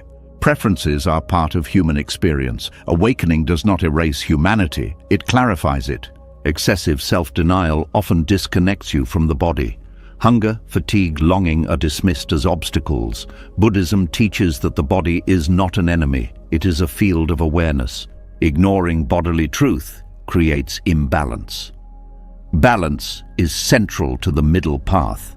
The middle path is often misunderstood. It is not moderation for comfort. It is freedom from extremes. Self-indulgence binds through craving. Self-denial binds through aversion. Both are attachments. The ego can live comfortably in either extreme. There is also identity reinforcement through comparison. You may not compare yourself to those who have more. You compare yourself to those who need more. You become the one who is less demanding, less emotional, less attached. This comparison feeds subtle pride. Buddhism sees pride as a barrier to awakening, no matter how refined. Self-denial can also be used to avoid responsibility. If you claim to want nothing, you may avoid making choices. You let life happen to you. You call it surrender. Buddhism teaches that surrender without awareness is passivity. Awakening requires engagement with clarity, not withdrawal from agency. Another hidden ego appears in martyrdom. You suffer silently and expect recognition, even if unconsciously. When recognition does not come, resentment grows. Buddhism teaches that resentment is a sign of attachment. True selflessness leaves no residue. Excessive self-denial also limits compassion. When you deny your own needs, you may judge others for having them. You may see desire as weakness. Buddhism teaches compassion includes understanding the full range of human experience. Denying desire creates separation. There is also fear of power beneath self-denial, power to choose, power to speak, power to take up space. Buddhism teaches that power itself is not the problem. Attachment to power is. Avoiding power entirely is another way to avoid responsibility. Self-denial can feel safe because it reduces conflict. You do not assert, you do not disrupt. But Buddhism teaches that avoiding conflict at all costs leads to stagnation. Growth requires friction. There is a misunderstanding that enlightenment means having no self. Buddhism teaches non-self, not no self. Non-self means seeing that the self is not fixed. It does not mean erasing experience. When self-denial tries to eliminate experience, it misunderstands the teaching. Excessive self-denial often leads to emotional numbness. You stop wanting, but you also stop feeling. Buddhism teaches that awakening is not numbness. It is sensitivity without attachment. Numbness is avoidance, not freedom. There is also grief hidden in self-denial. Grief for desires never explored. Grief for expressions never allowed. Buddhism allows this grief to surface because it points to suppressed life.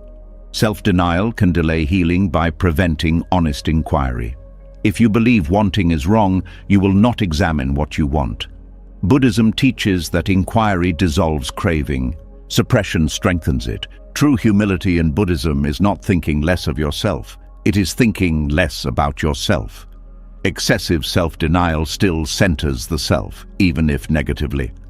Awareness moves attention away from identity altogether. Letting go of ego does not require denying the self. It requires seeing through fixation. When you see how self-denial reinforces identity, the pattern loosens naturally. This realization can feel destabilizing. If you are not the one who sacrifices, who are you? Buddhism welcomes this question. It opens space beyond roles. When self-denial softens, authenticity emerges. You respond to life rather than perform spirituality. Buddhism values this authenticity because it aligns with reality. There is freedom in allowing desire without obeying it blindly. There is freedom in honoring needs without clinging to them. This balance dissolves ego more effectively than denial ever could. Excessive self-denial also prevents joy. Joy is not attachment. It is a natural response to presence. Buddhism includes joy as a factor of awakening. Denying joy out of fear is another misunderstanding. As this insight deepens, selflessness becomes simpler. You give when it is appropriate. You receive when it is appropriate. You do not define yourself by either. Ego loosens because there is nothing to defend. As the grip of self-denial loosens and the effort to be virtuous relaxes, something unfamiliar appears, a sense of not knowing who you are without the masks you have worn for so long. This uncertainty is not emptiness. It is an opening, a quiet space where a deeper question begins to breathe. Much of what we call identity is made of roles: parent, partner, healer, fixer, provider, the reliable one, the strong one. These roles give structure to life. They help us function in relationships and society. Buddhism does not deny their usefulness, but it asks a careful question. What happens when you believe these roles are who you are? Roles are forms. They arise in response to conditions. A child appears, and the role of parent forms. A relationship begins, and the role of partner takes shape. Someone is in pain, and the role of healer activates. These roles are not false, but when you cling to them as identity, suffering follows. Clinging happens quietly. You begin to measure yourself by how well you perform a role. Your worth becomes tied to how useful you are, how needed, how consistent. When the role is affirmed, you feel solid. When it is questioned or removed, you feel lost. Buddhism teaches that anything that creates fear when it changes is not the self. It is attachment. Roles are impermanent. Children grow. Relationships evolve. People heal or leave. Circumstances shift. When identity is built on roles, each change feels like a threat. You may resist change, not because it is wrong, but because it destabilizes who you think you are. This resistance creates suffering. Letting go of roles does not mean abandoning responsibility. It means releasing identification. You still care for children. You still show up in relationship. You still offer support, but you no longer confuse the function with your essence. Buddhism teaches that essence is not something you perform. The fixer role is especially seductive. It offers purpose and control. When problems arise, you step in. You organize, you soothe, you solve. This can be helpful. But when fixing becomes identity, you may feel anxious when there is nothing to fix. You may unconsciously seek dysfunction to remain relevant. Buddhism points out that this is not compassion. It is attachment to usefulness. The healer role carries similar weight. You become the one who holds space, who listens, who understands. This role often forms in response to early experiences of chaos or neglect. You learn to attune to others as a way to survive. Over time, healing others became who you are. Letting go of this identity can feel like betrayal.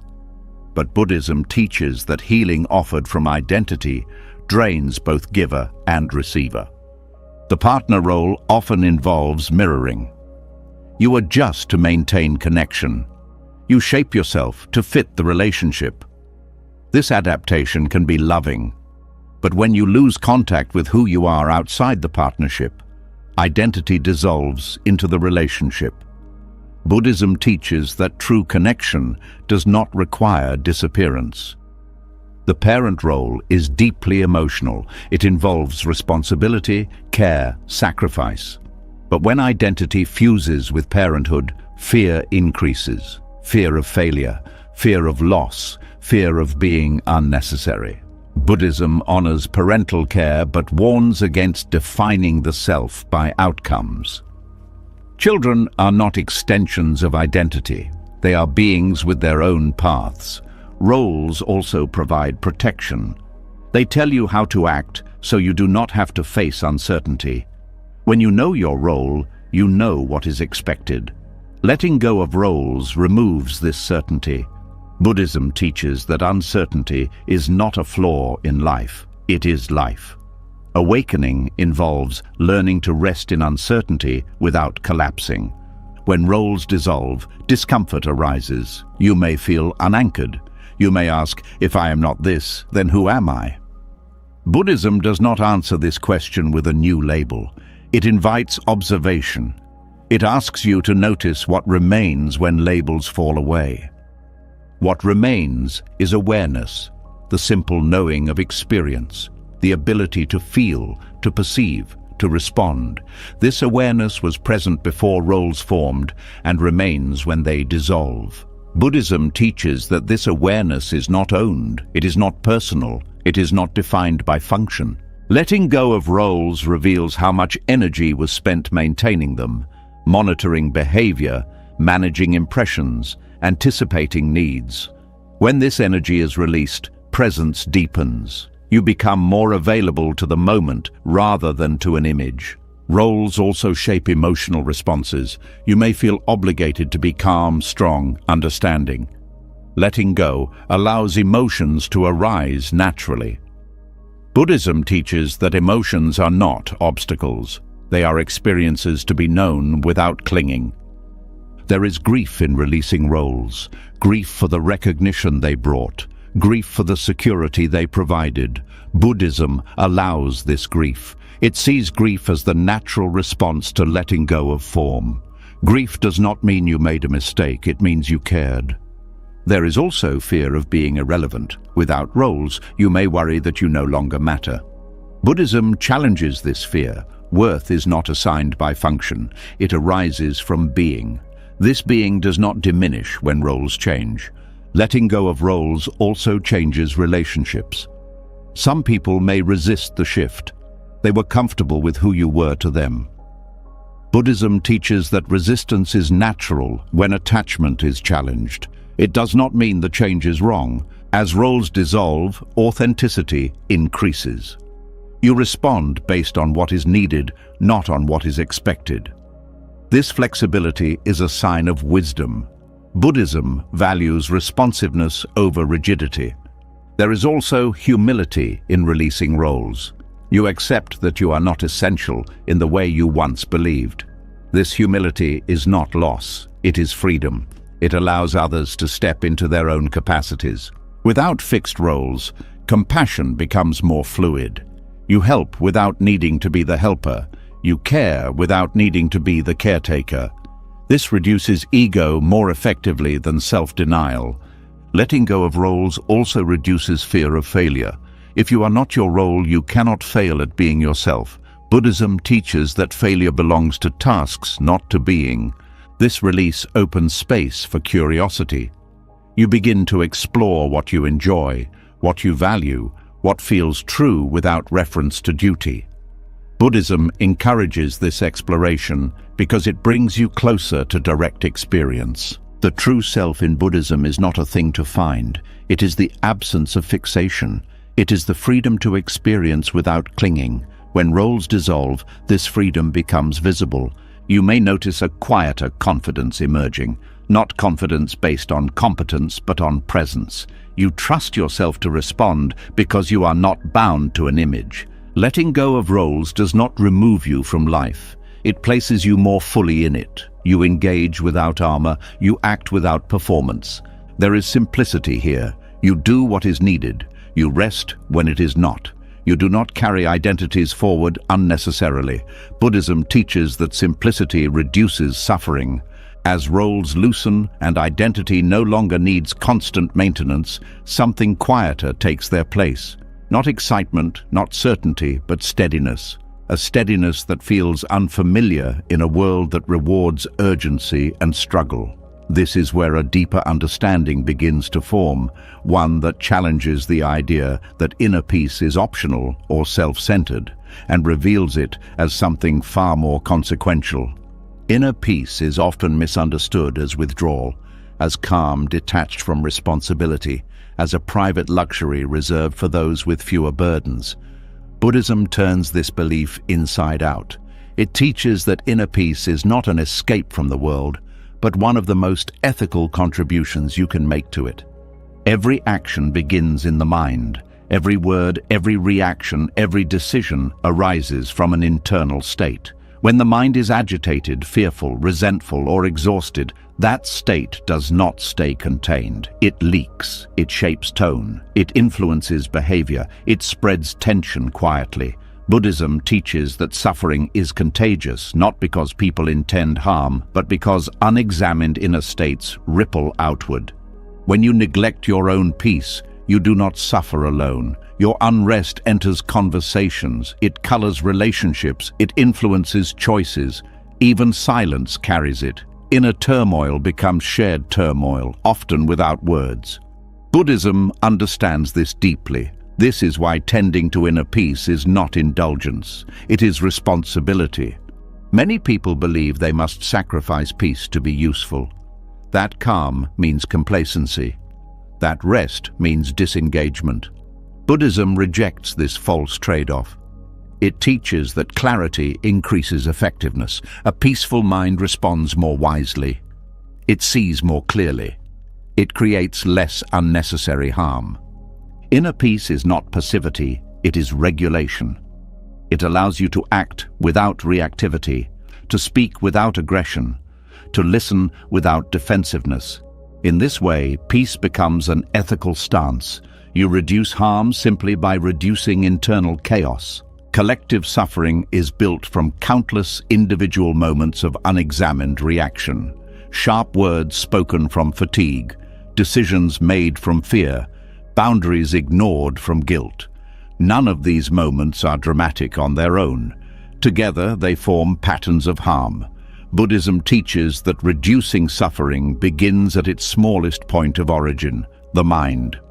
There is a moral misunderstanding that caring for yourself takes resources away from others. Buddhism reframes this. When you tend to your own peace, you increase your capacity to be present. Presence is not a limited resource, it multiplies. One regulated person can stabilize a room. One grounded response can interrupt escalation. Inner peace also affects how you hold disagreement.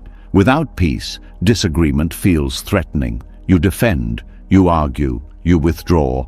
With peace, disagreement becomes information. You can stay engaged without losing yourself. Buddhism values this ability because it prevents division from hardening into hostility. There is also a difference between urgency and importance. A restless mind confuses the two. Everything feels immediate. Everything demands reaction. Buddhism teaches discernment. Peace allows you to see what truly matters. This discernment reduces unnecessary action, which reduces unnecessary harm. When inner peace is absent, even good intentions can cause damage. You may help compulsively. You may fix without listening. You may push when space is needed. Buddhism teaches that intention must be supported by clarity. Peace provides that clarity. There is a nervous system dimension to this. A dysregulated system transmits stress through tone, posture, pacing. Others feel it even if they cannot name it. When you regulate yourself, you reduce this transmission. Buddhism recognizes this embodied impact long before modern psychology named it. Inner peace also protects against moral exhaustion. Many people burn out trying to care about everything. Buddhism teaches that equanimity is essential. Equanimity does not mean indifference. It means caring without being consumed. This preserves compassion over time. There is also honesty in tending to peace. You stop pretending you can function well while depleted. You acknowledge limits. Buddhism teaches that ignoring limits creates suffering, not strength. Peace grows when limits are respected. Inner peace reduces the urge to control. When you are calm, you do not need to manage outcomes as aggressively. You trust process more. This trust reduces conflict. Buddhism teaches that clinging to control is a major source of suffering. Peace loosens this grip. There is a social impact to this. Calm people do not escalate situations unnecessarily. They listen longer. They pause before responding. These small pauses change dynamics. They slow harm. Buddhism sees this as right action emerging naturally from right mind. Tending to peace also challenges cultural conditioning. Many societies reward stress. They equate busyness with worth. Buddhism questions this deeply. A peaceful person resists harmful norms simply by living differently. Inner peace is also essential for ethical clarity. When the mind is overwhelmed, ethical decisions become reactive. You choose what relieves pressure rather than what aligns with values. Peace allows values to guide action. There is also courage required here. Choosing peace may disappoint others. It may slow productivity. It may challenge expectations. Buddhism teaches that courage is not loud. It is the willingness to stay aligned even when misunderstood. Peace also improves boundaries. When you are calm, you can say no without hostility. You can disengage without resentment. This reduces relational harm. Buddhism values boundaries because they protect conditions for awakening. Inner peace is not permanent. Buddhism does not promise constant calm. It teaches practice. Peace is tended, not possessed. Each moment of awareness contributes. Each return to the present reduces suffering incrementally. There is also humility in peace. You accept that you cannot fix everything. You focus on what you can influence, your responses. Buddhism teaches that this focus is liberating. When you tend to your peace, you model something powerful. Others see that it is possible to be present without chaos. This modeling has impact beyond words. Buddhism understands the power of example. Peace also creates space for wisdom to arise.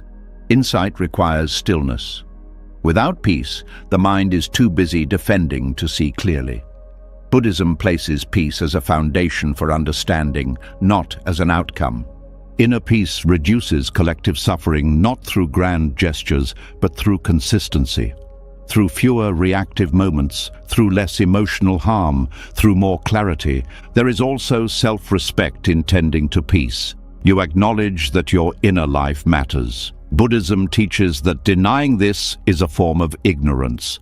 Awareness begins with respect for experience. As peace deepens, actions simplify. You do less, but what you do is more aligned. Buddhism values this simplicity because it reduces error. Tending to peace also prepares you for uncertainty. A calm mind can face change without collapse. This resilience reduces panic-driven harm. Inner peace is not a withdrawal from moral responsibility. It is its foundation. Without it, responsibility becomes reactive and rigid. With it, responsibility becomes responsive and humane. As inner peace becomes something you actively tend, rather than something you chase, a quiet conflict often appears, not inside you, but between you and the world. You feel clearer, calmer, more honest, and yet something feels unsettled. Not because you are wrong, but because you are no longer performing in ways others expect. This is where another truth asks for courage, the courage to stand steady when you are no longer understood. Being misunderstood is one of the deepest fears people carry. Not because misunderstanding is painful on its own, but because it threatens belonging. From early on, approval becomes associated with safety. Being seen correctly feels like being protected. Buddhism recognizes this fear, but it also teaches that clinging to approval is a form of attachment that quietly erodes freedom. Inner alignment often disrupts external harmony. When you begin to live from truth rather than habit, your choices change. Your pace changes. Your priorities shift. To those who benefited from the old version of you, this can feel confusing or even threatening. Buddhism does not promise that alignment will be comfortable for others. It promises that it will be honest. Social approval is powerful because it reflects identity back to us. When others agree with who we think we are, that image feels solid. When they don't, the image cracks. Buddhism teaches that this image was never solid to begin with. It was a collection of perceptions, constantly changing. Seeking approval is an attempt to stabilize what cannot be stabilized. Being misunderstood often triggers the urge to explain, defend, or correct. You want to clarify your intentions. You want to be seen accurately. Buddhism does not say this desire is wrong. It simply points out its cost. When your peace depends on being understood, your inner state becomes fragile. Anyone's opinion can disturb it. The practice of Buddhism places greater value on inner alignment than external agreement, because alignment reduces suffering at its root. When you act in accordance with clarity and compassion, you may still cause disappointment, but you do not cause inner division. Inner division is where suffering multiplies. Misunderstanding becomes especially difficult when it comes from people you care about. Family, friends, colleagues, people whose opinions once shaped your choices. Buddhism acknowledges this pain. It does not minimize it. It simply asks a deeper question. Is it better to be understood while betraying yourself, or misunderstood while remaining whole? Inner alignment often means you stop participating in familiar narratives. You no longer explain yourself the same way. You no longer react the same way. Others may project meanings onto your silence or your boundaries. Buddhism teaches that projections belong to the projector. You do not have to carry them. The courage to be misunderstood is not about rebellion. It is not about proving a point. It is about non-attachment. When you release the need for approval, you stop grasping at how you are perceived. This release creates space. In that space, you can respond rather than perform. Buddhist practice emphasizes right intention. Intention is internal. It is known directly only by you. Others see actions filtered through their own conditioning. Expecting universal understanding ignores impermanence and difference. Buddhism teaches that understanding is conditioned. It arises and fades. There is also humility in being misunderstood. You accept that you do not control the narrative. You allow others to think what they think. This humility dissolves ego more effectively than trying to manage perception. Being misunderstood often brings loneliness, not physical isolation, but a sense of not being met. Buddhism does not rush to fix this loneliness. It sees it as part of releasing dependency. When approval loosens, a quieter companionship emerges, the companionship of being at ease with yourself. Many people confuse being misunderstood with being wrong. Buddhism separates these. You can be aligned and still be misunderstood. Truth does not require consensus. History is full of examples where clarity preceded acceptance. Inner alignment also simplifies decision-making. You stop checking in with imagined reactions. You listen inwardly. This does not make choices easy, but it makes them clear. Buddhism values clarity over comfort because clarity reduces regret. The fear of misunderstanding often keeps people silent. They withhold truth to maintain image. Buddhism teaches that right speech includes timeliness and care, but it does not include self-erasure. Silence chosen from fear is not peace, it is suppression. There is also a bodily experience to being misunderstood. Tightness, heat, constriction. Buddhism teaches mindfulness of the body precisely because these sensations reveal attachment. When you feel them and stay present, the attachment weakens. Being misunderstood can activate old wounds, memories of rejection, shame, exclusion. Buddhism encourages compassion here. These reactions are conditioned responses. They do not define the present moment. Inner alignment does not mean indifference to others. It means honesty without dependency. You can care deeply and still allow misunderstanding. Buddhism teaches that care without clinging is the middle way. There is freedom in no longer rehearsing how you will be perceived. Mental energy returns, creativity opens, presence deepens. Buddhism sees this as the natural result of releasing attachment to reputation. Misunderstanding also reveals who relates to you through role rather than presence. When you change, some connections weaken. This is not loss in the Buddhist sense. It is impermanence revealing truth. The courage to be misunderstood grows with practice. Each time you choose alignment over approval, confidence stabilizes.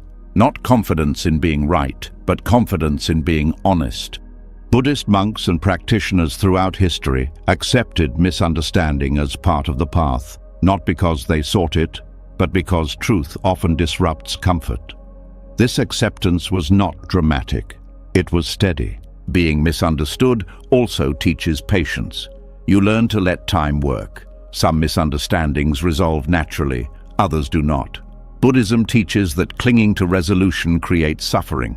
Allowing uncertainty creates ease. Inner alignment reduces the urge to persuade. You stop needing others to agree. You trust that living truthfully is enough. This trust is quiet but strong. There is also relief when you realize you do not have to be seen correctly by everyone. This relief softens the heart. It reduces defensiveness. Buddhism teaches that defensiveness is a sign of attachment. As approval loses its grip, compassion deepens. You understand that others act from their own conditioning. Misunderstanding becomes less personal. This understanding reduces resentment. The courage to be misunderstood does not make you rigid. It makes you flexible. You can listen without collapsing. You can adjust without betraying yourself. Buddhism values this flexibility because it reflects non-attachment. There will still be moments when misunderstanding hurts. Buddhism does not promise immunity. It promises capacity, the capacity to feel without being consumed. Inner alignment becomes a refuge here. When you know you acted from clarity, external reactions lose some of their power. This is not superiority, it is steadiness. As the courage to be misunderstood settles into the body, another pattern quietly comes into view. A pattern that once felt noble, even healing. One that earned gratitude, praise, and a sense of purpose. And yet beneath it, something remains untouched. This is where the next truth begins to surface, not to accuse, but to clarify. Helping others is often seen as the highest expression of goodness. It gives life meaning. It connects you to something larger than yourself. Buddhism honors compassion deeply, but it also asks a question that is rarely asked. Are you helping because you are present, or because you are avoiding something within yourself? There is a subtle difference between service that arises from clarity and service that arises from discomfort. When helping is grounded in awareness, it feels steady. It does not rush. It does not drain. When helping is used as distraction, it feels urgent, compulsive, necessary. You feel uneasy when you are not useful. Stillness becomes uncomfortable. Silence feels empty. Altruism becomes avoidance when it keeps attention permanently outward. You are always responding, fixing, supporting. There is no room left to notice your own emotions. Buddhism teaches that avoidance is not always obvious. Sometimes it looks like virtue. Many people discover early that helping others earns safety. Praise replaces criticism. Gratitude replaces neglect. Over time, being helpful becomes a strategy. You stay busy so you do not have to feel. You focus on others so you do not have to turn inward. Buddhism does not judge this strategy. It simply points out that what protects you once can imprison you later. When helping becomes a way to avoid yourself, inner questions are postponed indefinitely. Questions about desire, about sadness, about anger, about meaning. There is always someone else who needs attention more. Buddhism teaches that postponing self-awareness does not erase suffering, it delays it. There is often fear beneath this pattern. Fear of what might surface if you stop. Fear of emptiness. Fear of grief. Fear of not knowing who you are without being needed. Helping keeps these fears at bay. It provides structure. It gives identity. Buddhism teaches that identity built on avoidance is fragile. Altruism, used as distraction, also creates dependency. Others come to rely on you not just for help, but for regulation. You become the stabilizer. This may feel important, but it also prevents others from developing their own capacity. Buddhism teaches that compassion supports autonomy, not reliance. There is also exhaustion that comes from this pattern. You may feel tired but unable to rest, guilty when you slow down. Rest feels undeserved. Buddhism sees this guilt as conditioning. You learn that worth comes from usefulness. This belief turns helping into obligation. Helping as avoidance often lacks boundaries. You say yes automatically, you overextend. You ignore signals of fatigue. Buddhism teaches that ignoring the body is a form of ignorance. The body is where truth speaks first. There is also emotional numbness that can develop. When your attention is always outward, your inner world becomes unfamiliar. You may struggle to name your own feelings. Buddhism teaches that emotional awareness is essential for awakening. Without it, compassion becomes mechanical. Another sign of this pattern is discomfort with receiving. When you help to avoid yourself, receiving brings attention back to you. It exposes vulnerability. Buddhism teaches that giving and receiving are two sides of the same flow. Blocking one blocks the other. Helping others can also provide moral cover. As long as you are doing good, you do not have to examine your own pain. Buddhism challenges this gently. Good actions do not replace awareness. They must be accompanied by it. There is also fear of being ordinary beneath compulsive helping. Helping makes you special, needed, different. Without it, you may feel invisible. Buddhism teaches that craving specialness is another form of ego. Awakening involves becoming ordinary in the deepest sense. When altruism becomes avoidance, compassion becomes restless. You rush to help before being asked. You fix problems that are not yours. Buddhism teaches that wisdom knows when not to act. Non-action can be as compassionate as action. There is often resistance to acknowledging this pattern because it threatens identity. If you are not the helper, who are you? Buddhism welcomes this uncertainty. It sees it as fertile ground for insight. Turning inward after years of outward focus can feel uncomfortable. Emotions may surface abruptly. Grief that was delayed, anger that was suppressed. Buddhism teaches that this surfacing is not regression. It is release. Helping others as avoidance also affects relationships. You may feel resentful when help is not appreciated, hurt when it is no longer needed. Buddhism teaches that these reactions reveal attachment. True compassion leaves no residue. There is also a subtle form of control in compulsive helping. By fixing others, you avoid facing your own lack of control. Buddhism teaches that control is illusory. Letting go of it brings peace. Recognizing altruism as distraction does not mean stopping all help. It means changing your relationship to it. Helping becomes a choice rather than a compulsion. Buddhism values choice because it arises from awareness. When you allow yourself to stop helping temporarily, something important happens. Attention returns inward. You begin to notice sensations, thoughts, emotions that were bypassed. Buddhism teaches that this noticing is the beginning of freedom. There may be discomfort here, boredom, restlessness, a sense of emptiness.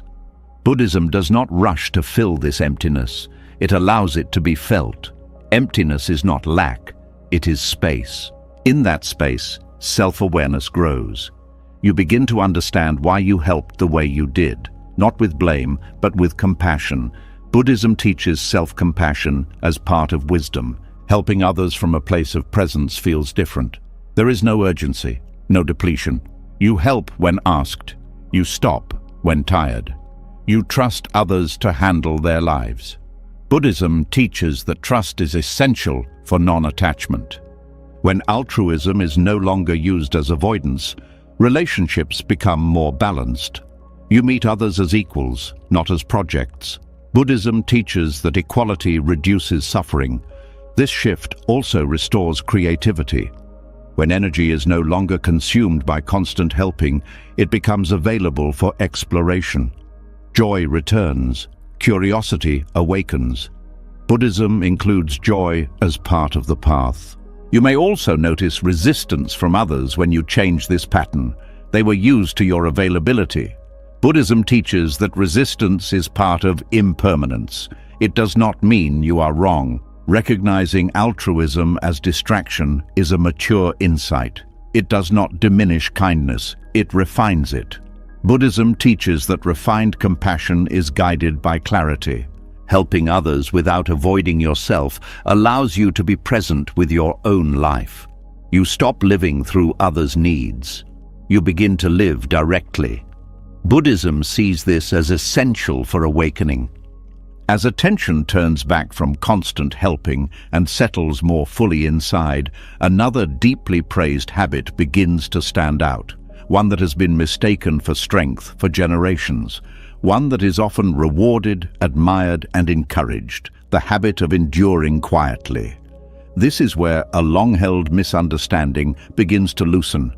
Silent suffering is often treated as noble, staying quiet, holding it together, carrying pain without complaint.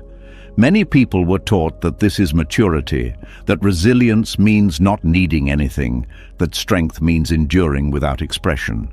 Buddhism does not agree. It sees silent suffering not as virtue, but as a misunderstanding of the path. Endurance is not inherently wrong. There are moments in life where patience is necessary, where discomfort must be met without immediate escape. Buddhism teaches patience as a skill. But patience is not suppression. Endurance becomes harmful when it turns into a habit of ignoring pain rather than understanding it. The habit of endurance usually forms early. You learn that expressing pain creates problems, that voicing discomfort burdens others, that silence keeps things stable. Over time, you stop checking whether endurance is still necessary. It becomes automatic. Buddhism teaches that automatic responses are conditioned, not wise. Silent suffering often looks calm from the outside. Inside, it is tight. There is tension held in the jaw, the chest, the stomach. The body holds what the voice does not express. Buddhism teaches that the body is not separate from the mind. Pain unacknowledged in the mind will appear in the body. There is also identity attached to endurance. You become the one who can handle anything, the one who does not break, the one who keeps going. This identity feels strong, but it is brittle. It cannot bend. Buddhism teaches that flexibility is strength, rigidity is attachment. Silent suffering often delays healing because it bypasses awareness. You tell yourself it is fine. You minimize pain. You compare yourself to others. Buddhism teaches that comparison distorts perception. Pain is not reduced by comparison. It is reduced by understanding. Many people believe Buddhism glorifies suffering. This is a misunderstanding. Buddhism acknowledges suffering as a fact of life, not as a goal. The Buddha did not teach endurance for its own sake. He taught the end of unnecessary suffering through awareness. Enduring silently often comes from fear. Fear of conflict, fear of rejection, fear of being seen as weak. Buddhism teaches that fear is a signal, not a command. When fear dictates behavior, suffering deepens. Silent suffering also keeps relationships shallow. Others cannot respond to what they do not see. When you endure quietly, you deprive relationships of honesty. Buddhism teaches that right speech includes speaking truthfully about suffering when it is appropriate. There is also resentment that builds beneath endurance. You give without asking. You carry without support. Over time, bitterness grows quietly. Buddhism teaches that resentment poisons the mind. It does not stay contained. It leaks into tone, withdrawal, and disengagement. Endurance can become a way to avoid change. If you can endure anything, you never have to decide. You stay because leaving feels disruptive. Buddhism teaches that endurance without wisdom keeps you stuck in patterns that no longer serve awakening. There is a cultural layer to this habit. Many societies reward those who suffer quietly. Productivity is valued over well-being. Buddhism challenges this directly. It teaches that suffering does not prove worth. Awareness does. Silent suffering often disconnects you from compassion toward yourself. You may extend understanding to others while denying it inwardly. Buddhism teaches self-compassion as part of wisdom. Ignoring your own pain does not make you kinder. It makes you harder. Endurance also affects perception of time. When you endure rather than address pain, life feels heavy. Days blend together. There is a sense of waiting for relief that never comes. Buddhism teaches that presence dissolves this waiting. Endurance without presence stretches suffering across time. There is also a misunderstanding that speaking about pain means being consumed by it. Buddhism teaches the opposite. Naming suffering clearly is the first step toward its release. Suppression keeps it alive. Healing the habit of endurance requires listening to the body, listening to emotions, listening to fatigue. Buddhism teaches mindfulness precisely because it restores this listening. Awareness brings pain into the light where it can change. There may be guilt when you stop enduring silently, guilt for needing help, guilt for speaking up. Buddhism recognizes this guilt as conditioning. It arises when old patterns are challenged. It does not mean you are wrong. Endurance often feels safer than vulnerability. Vulnerability risks disappointment. Endurance feels controlled. Buddhism teaches that control is illusory. True safety comes from alignment, not from suppression. Silent suffering also limits joy. When pain is always held in, pleasure feels undeserved. Buddhism includes joy as part of the path. Joy is not attachment, it is a sign of openness. There is also fatigue that comes from constant endurance, not just physical fatigue, but existential tiredness, a sense of carrying life rather than living it. Buddhism teaches that life is to be experienced, not endured. Healing this habit does not mean reacting to every discomfort. It means discerning when endurance is appropriate and when it is avoidance. Buddhism emphasizes discernment as central to wisdom. As endurance softens, expression becomes possible. You speak more honestly, you ask for support, you set limits. This does not make you weaker, it makes you accurate.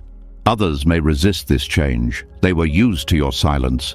Buddhism teaches that resistance is part of impermanence. It does not indicate error. Letting go of silent suffering also restores trust in yourself. You learn that your pain matters. Buddhism teaches that dismissing pain is a form of ignorance. Respecting it is the beginning of insight. There is also relief when endurance is no longer required as proof of strength. You stop proving. You start living. Buddhism sees this as movement toward liberation. Healing the habit of endurance also interrupts generational patterns. When you stop glorifying silent suffering, you model a different way of being. Buddhism understands the ripple effect of awareness. Endurance without awareness keeps suffering static. Endurance with awareness becomes patience. The difference is listening. As this habit loosens, energy returns. Not explosive energy, but steadiness. The steadiness that comes from not fighting your own experience. Buddhism does not ask you to suffer silently. It asks you to see suffering clearly so it can end. As silent suffering loosens its grip and endurance is no longer mistaken for strength, a new concern often appears. Not about whether you deserve care, but about what that care might cost. A worry that choosing yourself means standing alone. This is where another misunderstanding waits to be untangled. There is a quiet fear that honoring your needs will separate you from others. That setting boundaries will lead to distance, that self-respect will turn into isolation. Buddhism addresses this fear with clarity. It teaches that disconnection does not come from choosing yourself. It comes from choosing yourself without awareness of relationship. Isolation and solitude are not the same. Isolation is disconnection without choice. Solitude is space with intention. In the same way, choosing yourself can either harden into withdrawal or soften into honest connection. The difference lies in motivation. When you choose yourself out of anger, exhaustion, or resentment, withdrawal often follows. You pull back sharply. You close off. This can feel necessary in the moment, but it often leaves a residue of loneliness. Buddhism does not judge this response. It simply points out that reactivity narrows connection. Choosing yourself with awareness looks different. It involves clarity rather than defense. You recognize your needs without turning them into walls. You set limits without punishing others. Buddhism teaches that wisdom allows separation without severing. Connection does not require constant availability. Many people confuse closeness with access. Buddhism challenges this assumption. True connection is based on presence, not proximity. You can be deeply connected without being constantly involved. When you honor your needs, communication becomes essential. Not excessive explanation, but honest signaling. You let others know where you are without justifying it. This transparency reduces confusion. Buddhism values clarity because it prevents unnecessary suffering. Choosing yourself without becoming isolated also requires patience. Others may need time to adjust. They were used to an older version of you. Buddhism teaches impermanence. Relationships evolve. Adjustment is part of that evolution. There is also trust involved. Trust that connection can survive boundaries. Trust that relationships built on mutual respect will adapt. Buddhism teaches trust as an aspect of non-attachment. You allow things to unfold without forcing outcomes. Isolation often arises when boundaries are set abruptly without inner alignment. If boundaries come from unresolved hurt, they may feel rigid. Buddhism encourages meeting hurt directly, so boundaries can be flexible rather than defensive.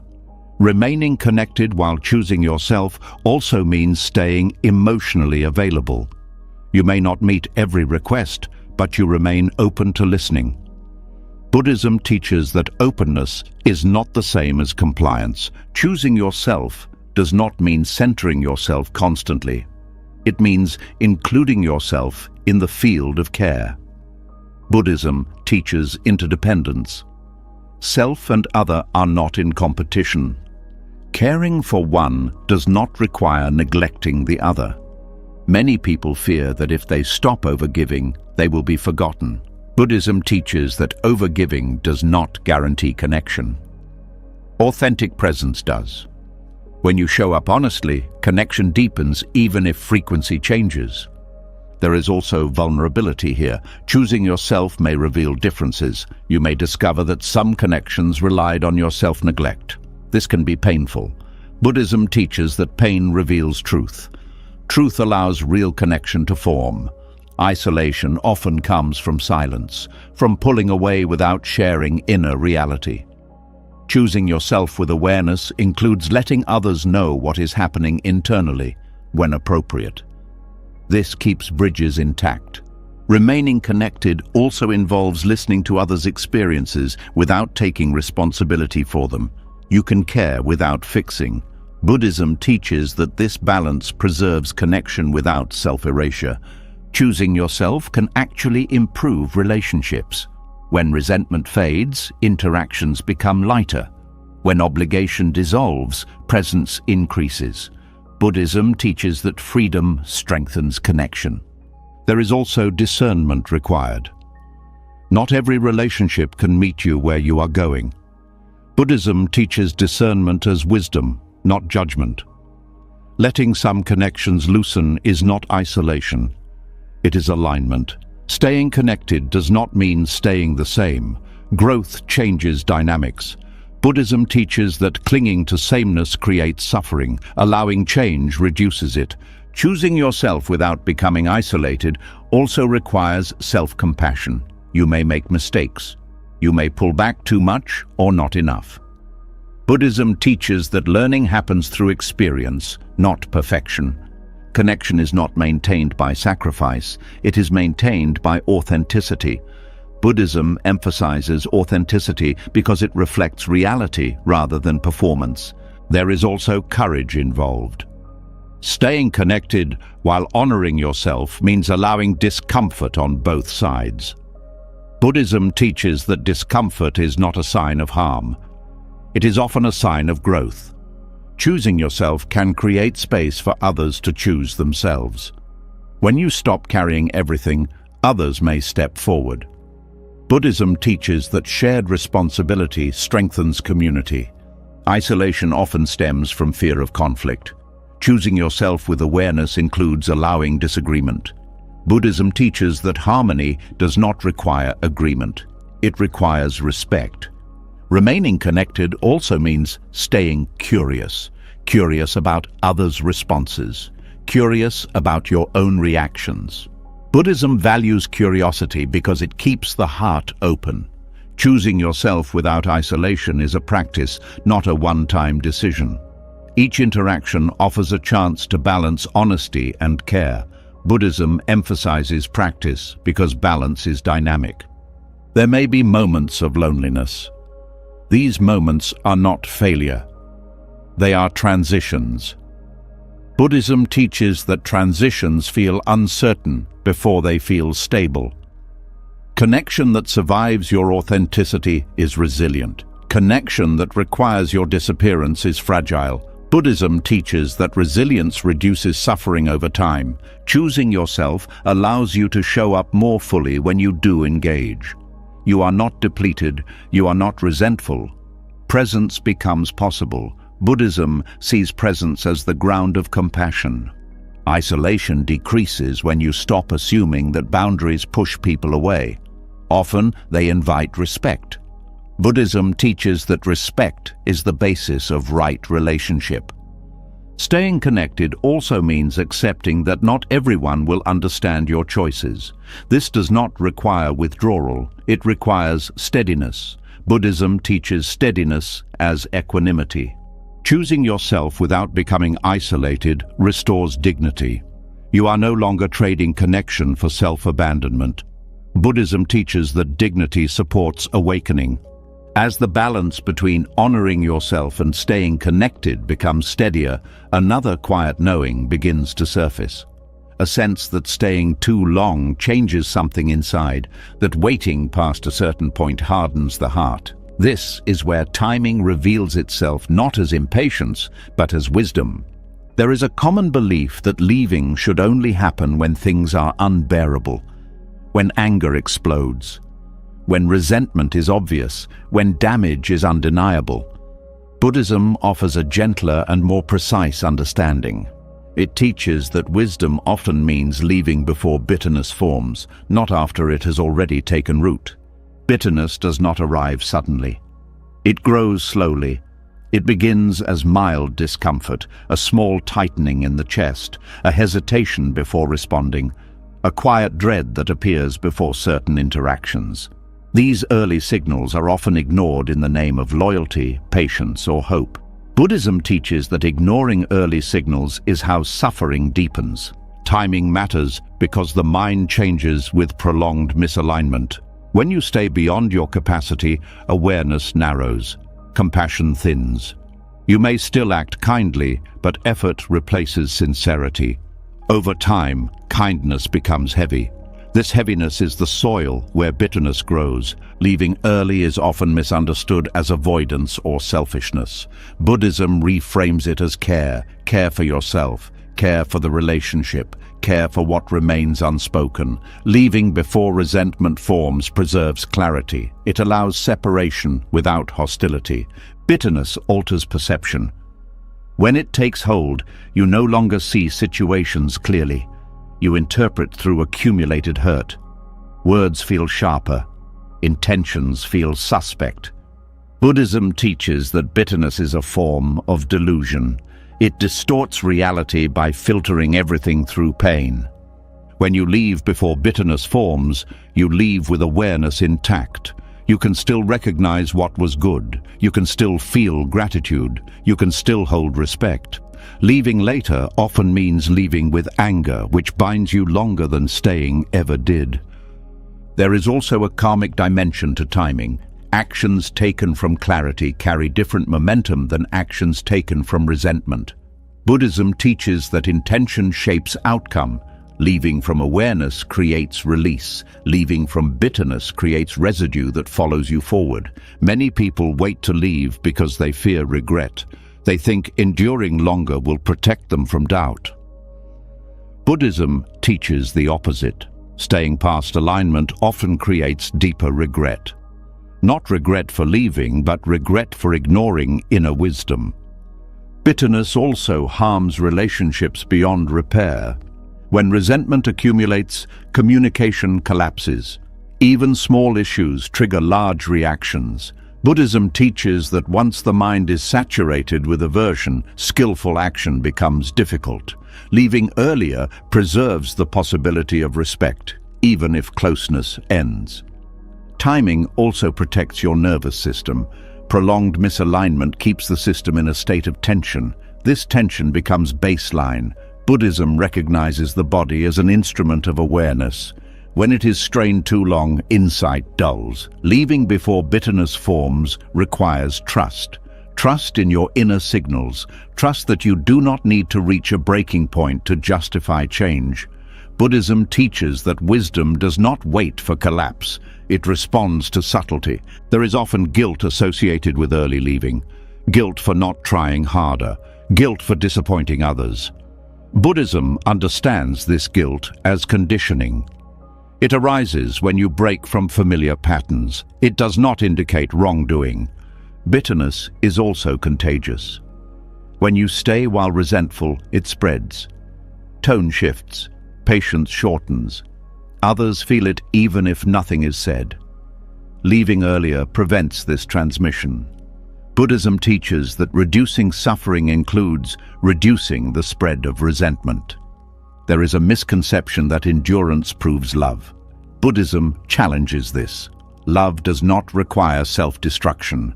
Love includes discernment. Leaving early can be an act of love when staying would poison what remains. Timing also affects how you carry experiences forward. When you leave with clarity, you integrate lessons more gently. When you leave with bitterness, lessons harden into defenses. Buddhism teaches that defenses limit future connection.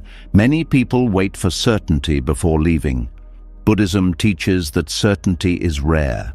Wisdom often acts with partial information but clear alignment. Waiting for certainty can be another form of avoidance. Leaving before bitterness forms does not mean leaving at the first sign of discomfort. It means paying attention to patterns, repeated signals, persistent misalignment. Buddhism teaches discernment, not impulsivity. There is also humility in leaving early. You accept that you cannot fix everything, that some situations do not improve with effort. Buddhism teaches that acceptance reduces suffering more effectively than struggle. Bitterness often arises when you override your own limits. When you say yes while feeling no. Leaving early honors limits before they are violated repeatedly. Buddhism sees honoring limits as wisdom, not weakness. Timing also shapes memory. How you remember a chapter of your life depends on how it ended. Leaving with respect allows memories to remain balanced. Leaving with bitterness often rewrites the entire story through pain. Buddhism teaches that perception is shaped by final impressions. There is also freedom in not waiting for permission to leave. Buddhism teaches that liberation does not require consensus. You do not need agreement to act wisely. Leaving early preserves your capacity for compassion. When you stay too long, compassion burns out. Leaving allows compassion to remain intact, even if from a distance. Bitterness is heavy to carry. It follows you into new situations, new relationships, new roles. Buddhism teaches that what is not resolved travels. Leaving before bitterness forms prevents unnecessary baggage. Timing also reflects self-respect. You recognize that your well-being matters enough to act before damage occurs. Buddhism teaches that respecting experience is essential for awakening. There may be fear that leaving early means giving up too soon. Buddhism distinguishes between giving up and letting go. Giving up is collapse. Letting go is clarity. Timing determines the difference. Leaving before bitterness forms allows grief to be clean. You grieve the ending without anger distorting the process. Buddhism allows grief. It does not glorify resentment. There is also trust in life involved. Trust that endings create space for beginnings. Buddhism teaches impermanence not as loss, but as movement. Timing aligns you with this movement. Leaving early also models wisdom. Others may not understand immediately. Over time, clarity often speaks for itself. Buddhism teaches patience in this regard. Bitterness often locks you into narratives of blame. Leaving earlier reduces the need to blame. You can see complexity without hardening. Buddhism values complexity because it reflects reality. Timing matters because awareness has windows. Moments when clarity is available. When you sense the shift but before resentment sets in. Acting in these windows preserves freedom. Leaving before bitterness forms is not dramatic. It is often quiet. A gradual stepping back, a clear decision. Buddhism teaches that quiet actions often have the deepest impact. There is also relief when you do not have to carry anger to justify leaving. You do not need to be wronged to choose differently. Buddhism teaches that alignment is enough reason. Bitterness consumes energy. Leaving early conserves it. That energy can be used for healing, growth, and presence. Buddhism sees this conservation as wise use of life force. Timing also shapes forgiveness. Forgiving without bitterness is possible. Forgiving with bitterness is forced. Buddhism teaches that forgiveness arises naturally when resentment is absent. Leaving early honors both truth and kindness. You do not sacrifice one for the other. Buddhism teaches that wisdom holds both.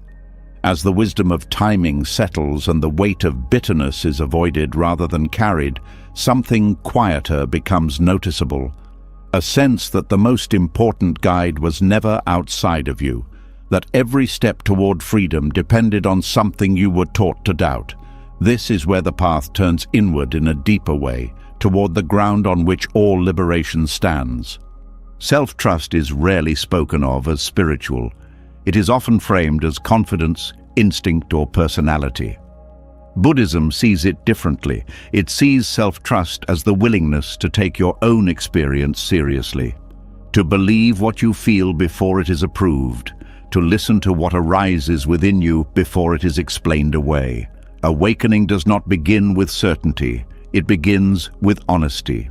Many people live disconnected from their own experience, not because they are unaware, but because they were trained to distrust what they feel. You were taught that emotions are unreliable, that discomfort is weakness, that intuition must be justified. Over time, you learn to look outward for confirmation before acting inwardly. Buddhism names this as a core form of ignorance. Believing your inner experience does not mean assuming it is always right. It means recognizing it as real. When sadness appears, it is real. When resistance arises, it is real. When clarity arrives quietly, it is real. Buddhism teaches that awakening requires meeting reality as it is, not as it should be. Your inner experience is part of that reality. Self-trust begins with noticing without dismissal. You stop saying it's nothing when something is clearly present. You stop minimizing discomfort. You stop explaining away tension. This noticing is not dramatic, it is simple, and it is powerful because it restores connection to direct experience. Many people confuse self-trust with ego. Buddhism makes a clear distinction. Ego insists, self-trust listens. Ego demands certainty. Self-trust allows uncertainty while staying grounded. Ego defends identity. Self-trust stays curious. Liberation does not require believing every thought. It requires trusting the process of awareness itself. When self-trust is absent, you hesitate constantly. You second-guess decisions. You look for external permission. This hesitation creates suffering because it fragments action. Buddhism teaches that fragmented action weakens clarity.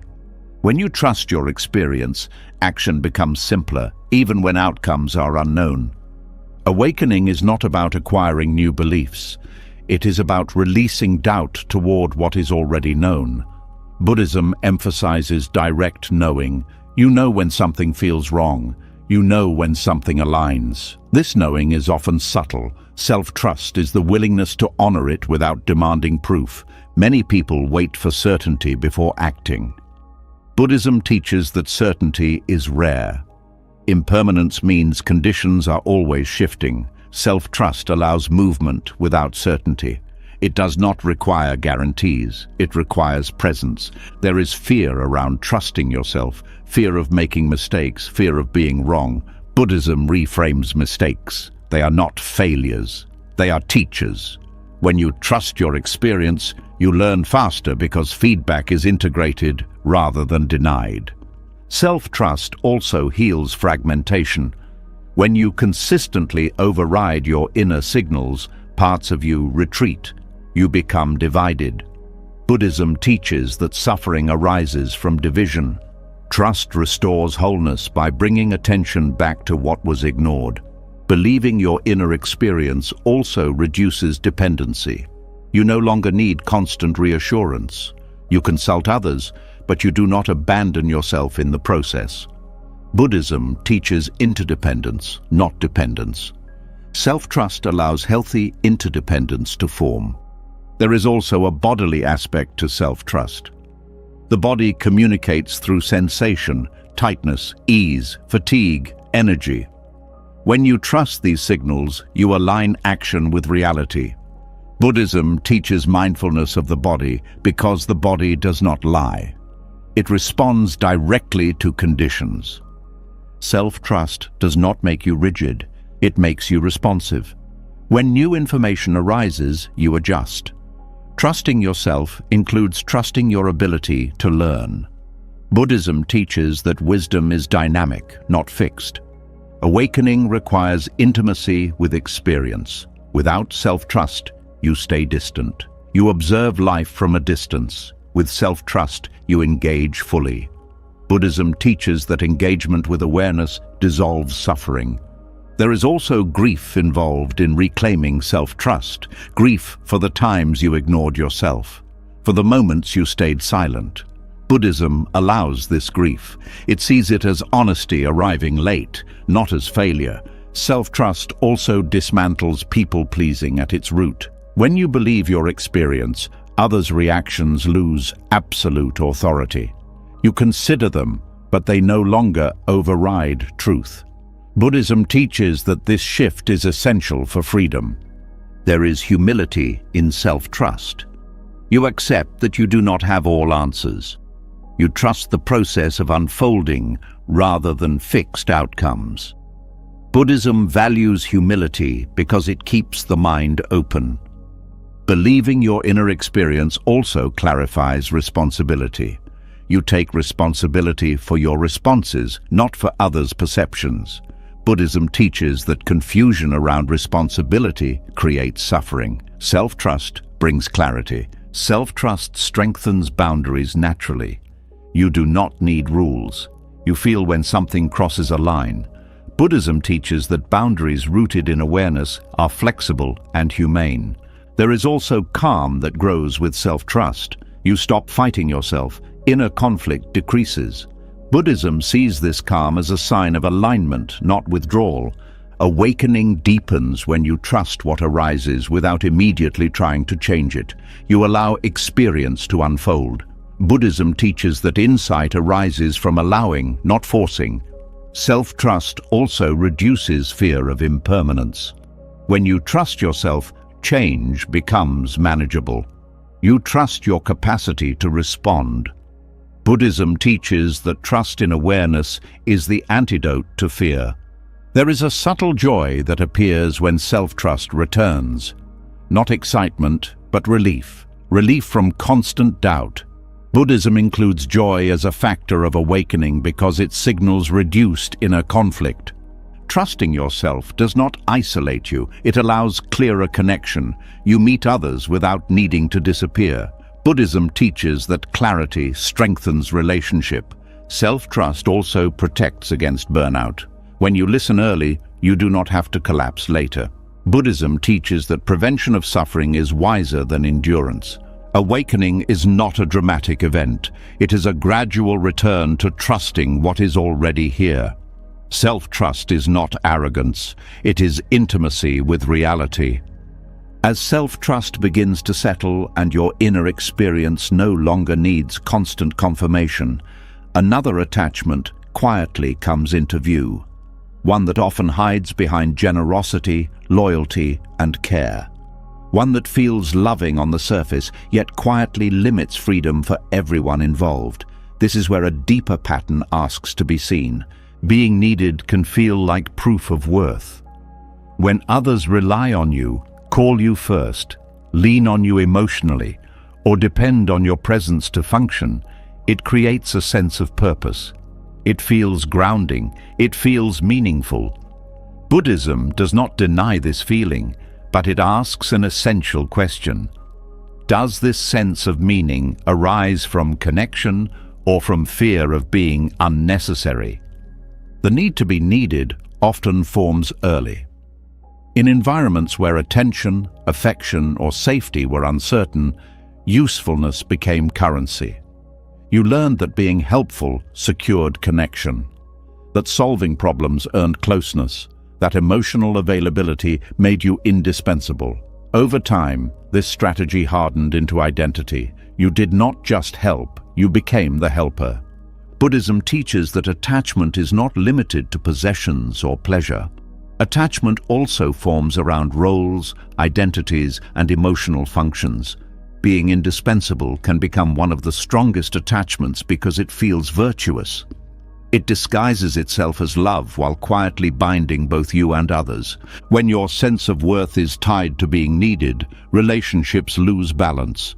You may feel uneasy when others grow independent. You may feel threatened by their strength. You may subtly discourage autonomy, not out of malice, but out of fear.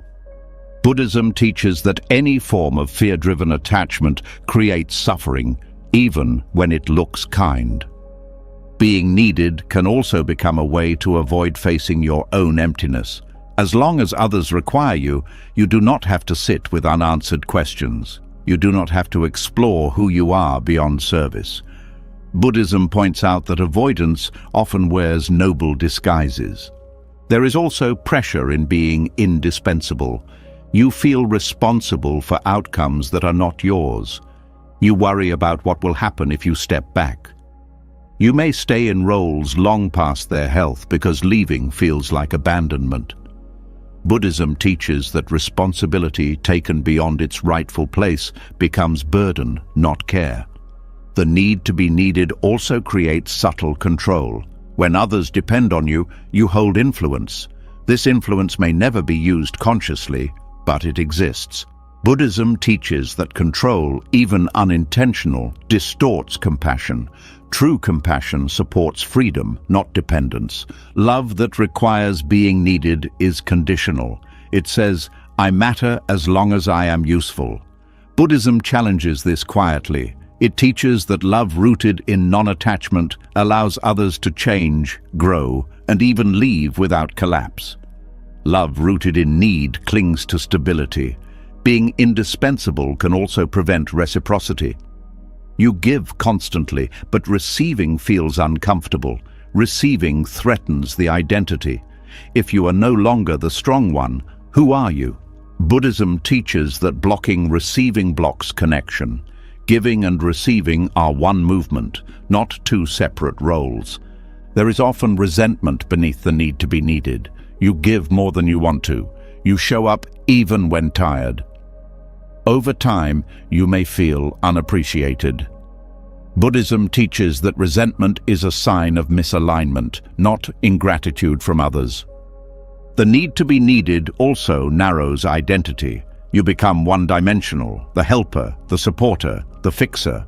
Other parts of you go unexplored. Buddhism teaches that clinging to narrow identity limits awareness.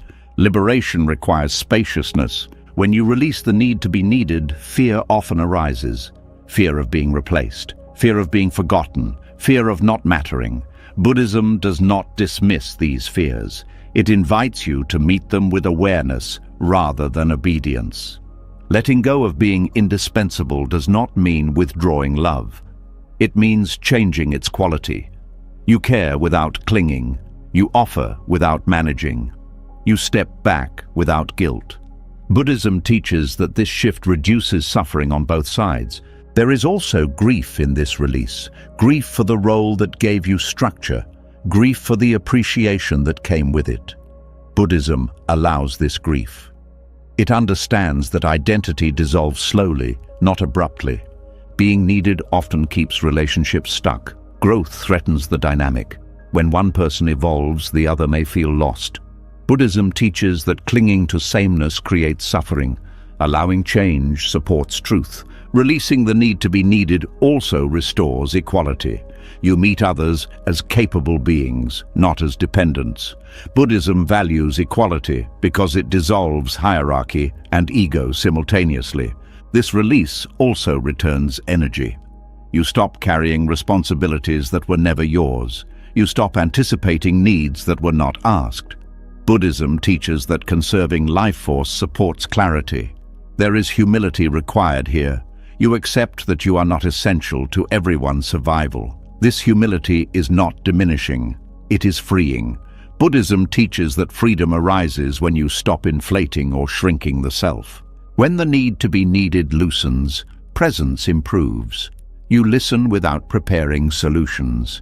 You respond rather than rescue. Buddhism teaches that true listening is a form of compassion deeper than fixing. You may also notice discomfort in others when you step back. They were used to leaning on you. Buddhism teaches that discomfort is part of adjustment, not proof of harm. Releasing this need also clarifies love. Love becomes choice rather than obligation. You show up because you want to, not because you are required. Buddhism teaches that choice strengthens connection. There is also space that opens when you are no longer indispensable. Space to explore interests, space to rest, space to discover who you are when you are not needed. Buddhism sees this space as fertile ground for insight. Being needed often keeps you oriented toward the past. Old dynamics, old roles. Releasing it allows you to meet the present freshly. Buddhism teaches that presence is where liberation unfolds. You may fear that without being needed, you will be alone. Buddhism teaches that loneliness rooted in self-trust is different from loneliness rooted in rejection. One is spacious, the other is constricting. Letting go of being indispensable also heals patterns of over-functioning.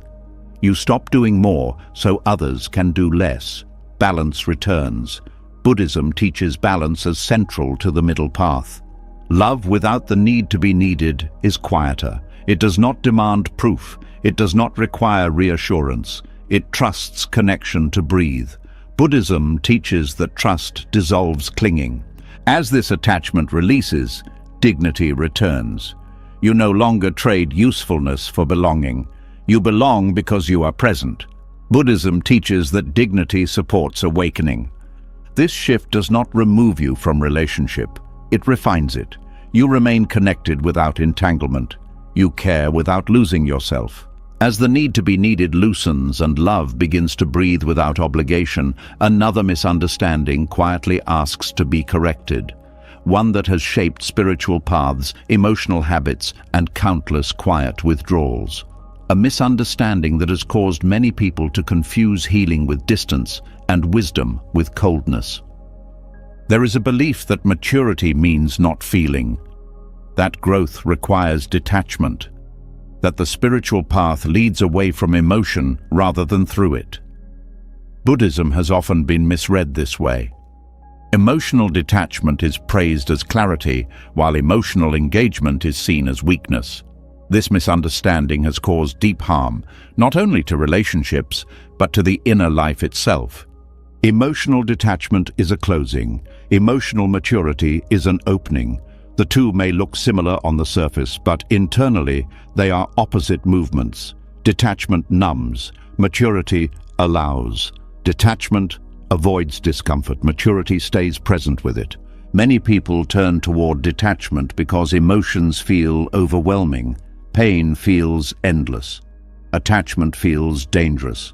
Buddhism understands this impulse, but it does not teach escape from feeling. It teaches freedom within feeling. Emotional detachment often forms as protection. When emotions were not welcomed, not understood or punished, withdrawal felt safer. You learned to shut down rather than be hurt again. Over time, this shutdown can be mistaken for calm. Buddhism does not mistake numbness for peace. Peace in Buddhist teaching is alive. It is responsive. It includes emotion without being ruled by it. Emotional maturity allows sadness without drowning, joy without clinging, anger without violence. Detachment avoids all three. There is a subtle pride that can form around emotional detachment. You appear unbothered, untouched, above it all. Others may admire this composure, but inside, something is missing. Buddhism teaches that absence of disturbance is not the same as presence of awareness. Detachment disconnects you from the body. You stop noticing sensations. You override signals. Buddhism emphasizes mindfulness of the body because the body anchors awareness in reality. Emotional maturity listens to the body. Detachment ignores it. Many people believe Buddhism teaches indifference. This is a misunderstanding. Buddhism teaches equanimity, not indifference. Equanimity is balance, not distance. It is the ability to remain present without being pushed or pulled. Detachment steps away. Equanimity stays. Emotional maturity does not suppress emotion. It creates space around it. You feel fully, but you are not consumed. Buddhism teaches that suffering comes not from emotion, but from identification with it. Detachment avoids identification by avoidance. Maturity releases identification through awareness. Detachment often feels controlled. You decide not to feel. You stay composed, but this control comes at a cost. Suppressed emotion does not disappear. It waits. It surfaces later as tension, illness, or sudden outbursts. Buddhism teaches that what is not acknowledged continues unconsciously. Emotional maturity requires courage. Courage to feel without fixing. Courage to stay present without escaping. Buddhism values courage because awareness deepens only when experience is allowed. Detachment also affects relationships. When you withdraw emotionally, connection weakens. Others may feel unseen or shut out. Buddhism teaches compassion as engagement, not distance. Emotional maturity allows closeness without fusion. There is also confusion between non-attachment and detachment. Non-attachment does not mean not caring. It means caring without clinging. Detachment often means not caring to avoid pain. Buddhism distinguishes these carefully. Emotional maturity allows vulnerability. You can admit fear, sadness, longing without collapsing. Detachment avoids vulnerability altogether. Buddhism teaches that vulnerability is not weakness, it is honesty. Many people adopt emotional detachment as a spiritual ideal. They believe enlightenment looks stoic, unmoved. Buddhism does not support this image. The Buddha spoke of compassion, joy, tenderness. Enlightenment is not emotional emptiness. It is emotional freedom. Detachment also limits growth. Without emotional feedback, learning stalls. Emotions carry information. They point to needs, values, boundaries. Buddhism teaches that wisdom integrates this information rather than discarding it. There is also grief behind detachment. Grief that was never processed, pain that was never named. Detachment freezes this grief in place. Emotional maturity allows grief to move. Detachment can feel peaceful in the short term. It reduces immediate discomfort. But long-term, it creates disconnection. Buddhism teaches that true peace is sustainable because it does not require avoidance. Emotional maturity involves regulation, not suppression. You notice emotion, breathe with it, respond skillfully. Buddhism offers practices precisely for this reason. Meditation is not about shutting down. It is about seeing clearly. There is also self-compassion involved. Emotional maturity treats inner experience with kindness. Detachment judges emotion as something to eliminate. Buddhism teaches compassion toward all experience, including pain. Detachment often leads to rigidity. You become fixed in a calm persona. Emotional maturity allows flexibility. You can be serious or playful, quiet or expressive, depending on what is appropriate. Buddhism values responsiveness over fixed states. Another misunderstanding is that emotional maturity means always being calm. Buddhism teaches that calm is one state among many. Maturity means meeting whatever state arises without losing awareness. Detachment can create distance from joy as well as pain. You stop feeling deeply altogether. Buddhism includes joy as a factor of awakening. Joy arises naturally when resistance dissolves. There is also fear beneath detachment, fear of losing control, fear of being overwhelmed. Buddhism addresses fear by building capacity, not avoidance. Emotional maturity increases capacity to feel without collapse. Detachment may look strong, but it is fragile. When life breaks through, the system may not know how to respond. Emotional maturity builds resilience. You have practiced being with difficulty. There is also honesty required. Emotional maturity does not pretend you are unaffected when you are. It allows truth to be present. Buddhism teaches that truthfulness reduces suffering. Detachment often leads to isolation. Others sense distance. Emotional maturity invites connection. You can be present with others' emotions without absorbing them. Buddhism teaches this balance. Emotional maturity also improves boundaries. You know when to engage and when to step back. Detachment withdraws indiscriminately. Buddhism teaches discernment. The body relaxes with emotional maturity. Tension releases, breath deepens. Detachment often holds tension beneath the surface. Buddhism recognizes these somatic signs as indicators of alignment. Emotional maturity does not mean expressing everything. It means allowing everything internally. Expression is chosen wisely. Buddhism teaches right speech, not constant speech. Detachment often feels like safety. Emotional maturity feels like openness. Buddhism teaches that openness, not armor, leads to freedom. There is a quiet confidence that comes with emotional maturity. You trust yourself to feel and survive.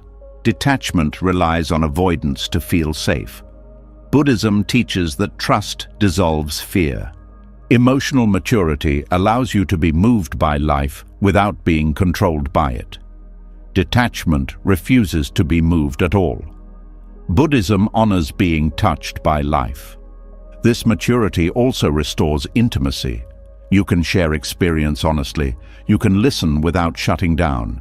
Buddhism sees intimacy as part of compassion. Detachment often delays healing. Emotional maturity allows it. Healing happens when experience is met fully. There is also humility in emotional maturity. You accept that you will feel pain again.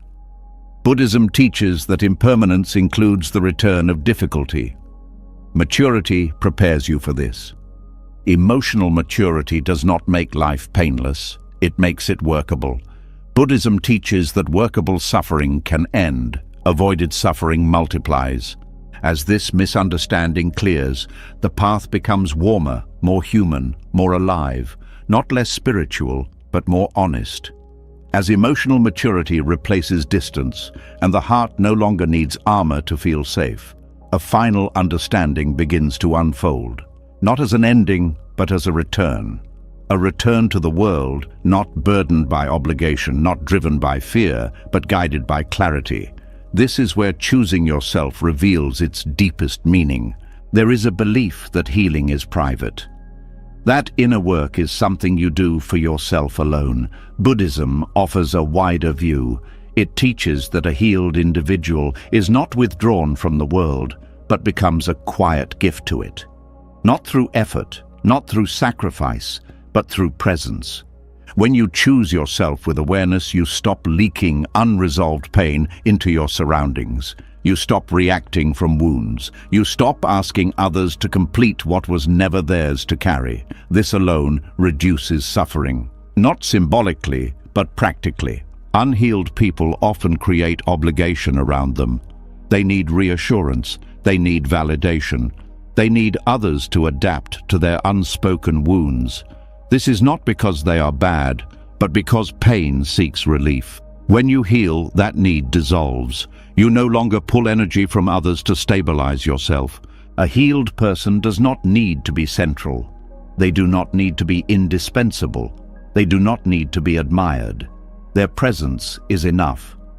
Buddhism teaches that presence without demand is one of the most powerful forms of compassion. Choosing yourself is often misunderstood as turning inward and away. In reality, it clears the path outward. When your inner life is regulated, your attention is free. You can listen without agenda, respond without defense, act without compulsion. This freedom changes the quality of every interaction. A healed individual offers clarity. Clarity in speech, clarity in boundaries, clarity in intention. This clarity reduces confusion around them. People know where they stand. There is less guessing, less tension, less emotional labor required to maintain connection. Obligation creates pressure. Pressure creates resentment. Resentment creates distance. Clarity dissolves this chain. Buddhism teaches that suffering multiplies through confusion. Reducing confusion is an act of kindness. When you choose yourself, you stop modeling self-abandonment. This matters more than advice ever could. Others feel permission to honor themselves when they see it embodied calmly and consistently. Buddhism understands the power of example. Teaching happens through being. A healed person does not rescue. They support. They do not fix. They accompany. This distinction matters. Rescuing keeps others dependent. Supporting respects autonomy. Buddhism teaches that compassion aims toward liberation, not reliance. Choosing yourself also removes hidden contracts from relationships. You no longer give with the hope of being chosen. You no longer stay with the expectation of being appreciated. You give because it aligns, not because it secures belonging. This honesty purifies connection. A healed individual can sit with discomfort without spreading it. When conflict arises, they do not escalate it to discharge anxiety. When sadness appears, they do not require others to carry it. Buddhism teaches that containing experience skillfully is part of wisdom. This does not mean suppressing emotion. It means meeting it fully inside so it does not spill outward unconsciously. This containment creates safety. Others feel it even if they cannot name it. Choosing yourself also restores choice. You are no longer driven by fear or habit. You can choose when to engage and when to rest. This choice prevents burnout and resentment. Buddhism values choice rooted in awareness because it reduces harm. A healed person brings steadiness into groups. Their nervous system regulates others simply by being regulated itself. Modern science recognizes this. Buddhism has taught it for centuries. Inner peace is shared silently. Choosing yourself does not remove compassion, it refines it. Compassion becomes cleaner, less reactive, less entangled. You care without over-identifying. This allows compassion to last. There is also honesty in healed presence. You say yes when you mean yes, no when you mean no. This reliability builds trust. Buddhism teaches that trust reduces suffering because it removes uncertainty. A healed individual does not need to convince others of their goodness. They are not managing image. This absence of self-reference creates ease. Conversations become simpler. Relationships breathe. Choosing yourself also allows grief to complete. Unprocessed grief often seeks expression through others. Healed grief rests. It informs without demanding. Buddhism teaches that completed grief frees energy. When energy is free, creativity returns. You engage with life more playfully. This playfulness is not frivolous. It signals freedom from survival mode. Buddhism includes joy as part of awakening for this reason. A healed person does not create emotional debt. They do not give in ways that require repayment. They do not stay to avoid guilt. Their actions are voluntary. This voluntariness transforms community. Choosing yourself also means you no longer need to be right to feel safe. You can listen without defending. You can change your mind without collapsing. Buddhism teaches that flexibility is wisdom in motion. A healed individual can tolerate uncertainty. They do not rush to closure. They allow questions to remain open. This tolerance reduces pressure in relationships and decisions. When you choose yourself, you stop outsourcing meaning. You no longer require others to validate your existence. This independence is not isolation, it is grounding. Buddhism teaches that grounded individuals connect more deeply. A healed person also respects others' paths. They do not impose growth. They do not hurry healing. They trust timing. Buddhism teaches that forcing insight creates resistance. Choosing yourself frees others from managing you. They do not need to walk on eggshells. They do not need to perform emotional labor to keep you stable. This freedom is a gift. There is also dignity in healed presence. You stand without apology, not arrogantly, but quietly. Buddhism teaches that dignity arises when the self is no longer in conflict with itself. A healed individual does not create obligation because they are not seeking completion through others. They share from fullness. This fullness is not constant, but it is real enough to return to. Choosing yourself also changes how you engage with suffering in the world. You do not numb out, you do not over-identify, you respond where you can without collapsing. Buddhism teaches compassionate action rooted in equanimity. A healed person knows their limits. They do not promise what they cannot give. This honesty prevents harm. Buddhism teaches that unkept promises create suffering. Choosing yourself allows silence. You do not fill space to manage discomfort. You allow pauses. This quiet creates depth. Buddhism values silence because insight arises there. A healed individual brings less drama, not because life is dull, but because reactivity has decreased. This reduction of drama reduces suffering for everyone involved. Choosing yourself also ends cycles of overfunctioning. You stop compensating for others' lack of awareness. You let reality teach its own lessons. Buddhism teaches that allowing consequence is not cruelty, it is clarity. A healed person does not need to be special. They are content being human. This ordinariness is freeing. Buddhism teaches that awakening is found in ordinary experience when it is met fully. Choosing yourself also heals power dynamics. You no longer position yourself above or below. You meet others as equals. Buddhism teaches equality as a foundation for compassion. A healed individual can enjoy connection without clinging. They appreciate without fearing loss. This appreciation is lighter, it does not grasp. Buddhism teaches that non-clinging enhances joy. Choosing yourself is not the end of service, it is the end of self-erasure. Service that follows is sustainable, clear, honest. Buddhism teaches that sustainable compassion is true compassion. A healed person also models repair. When they make mistakes, they acknowledge them. They do not defend endlessly. This modeling teaches others how to be human without shame. Choosing yourself changes how you leave. You leave without burning bridges, without bitterness, without blame. Buddhism teaches that endings handled with awareness reduce future suffering. A healed individual becomes a source of clarity simply by being aligned. Their presence simplifies situations, reduces tension, opens space. This is not something they try to do. It is a natural effect. Choosing yourself is not a withdrawal from the world. It is a contribution to it. A quiet one, a deep one. One that does not demand recognition.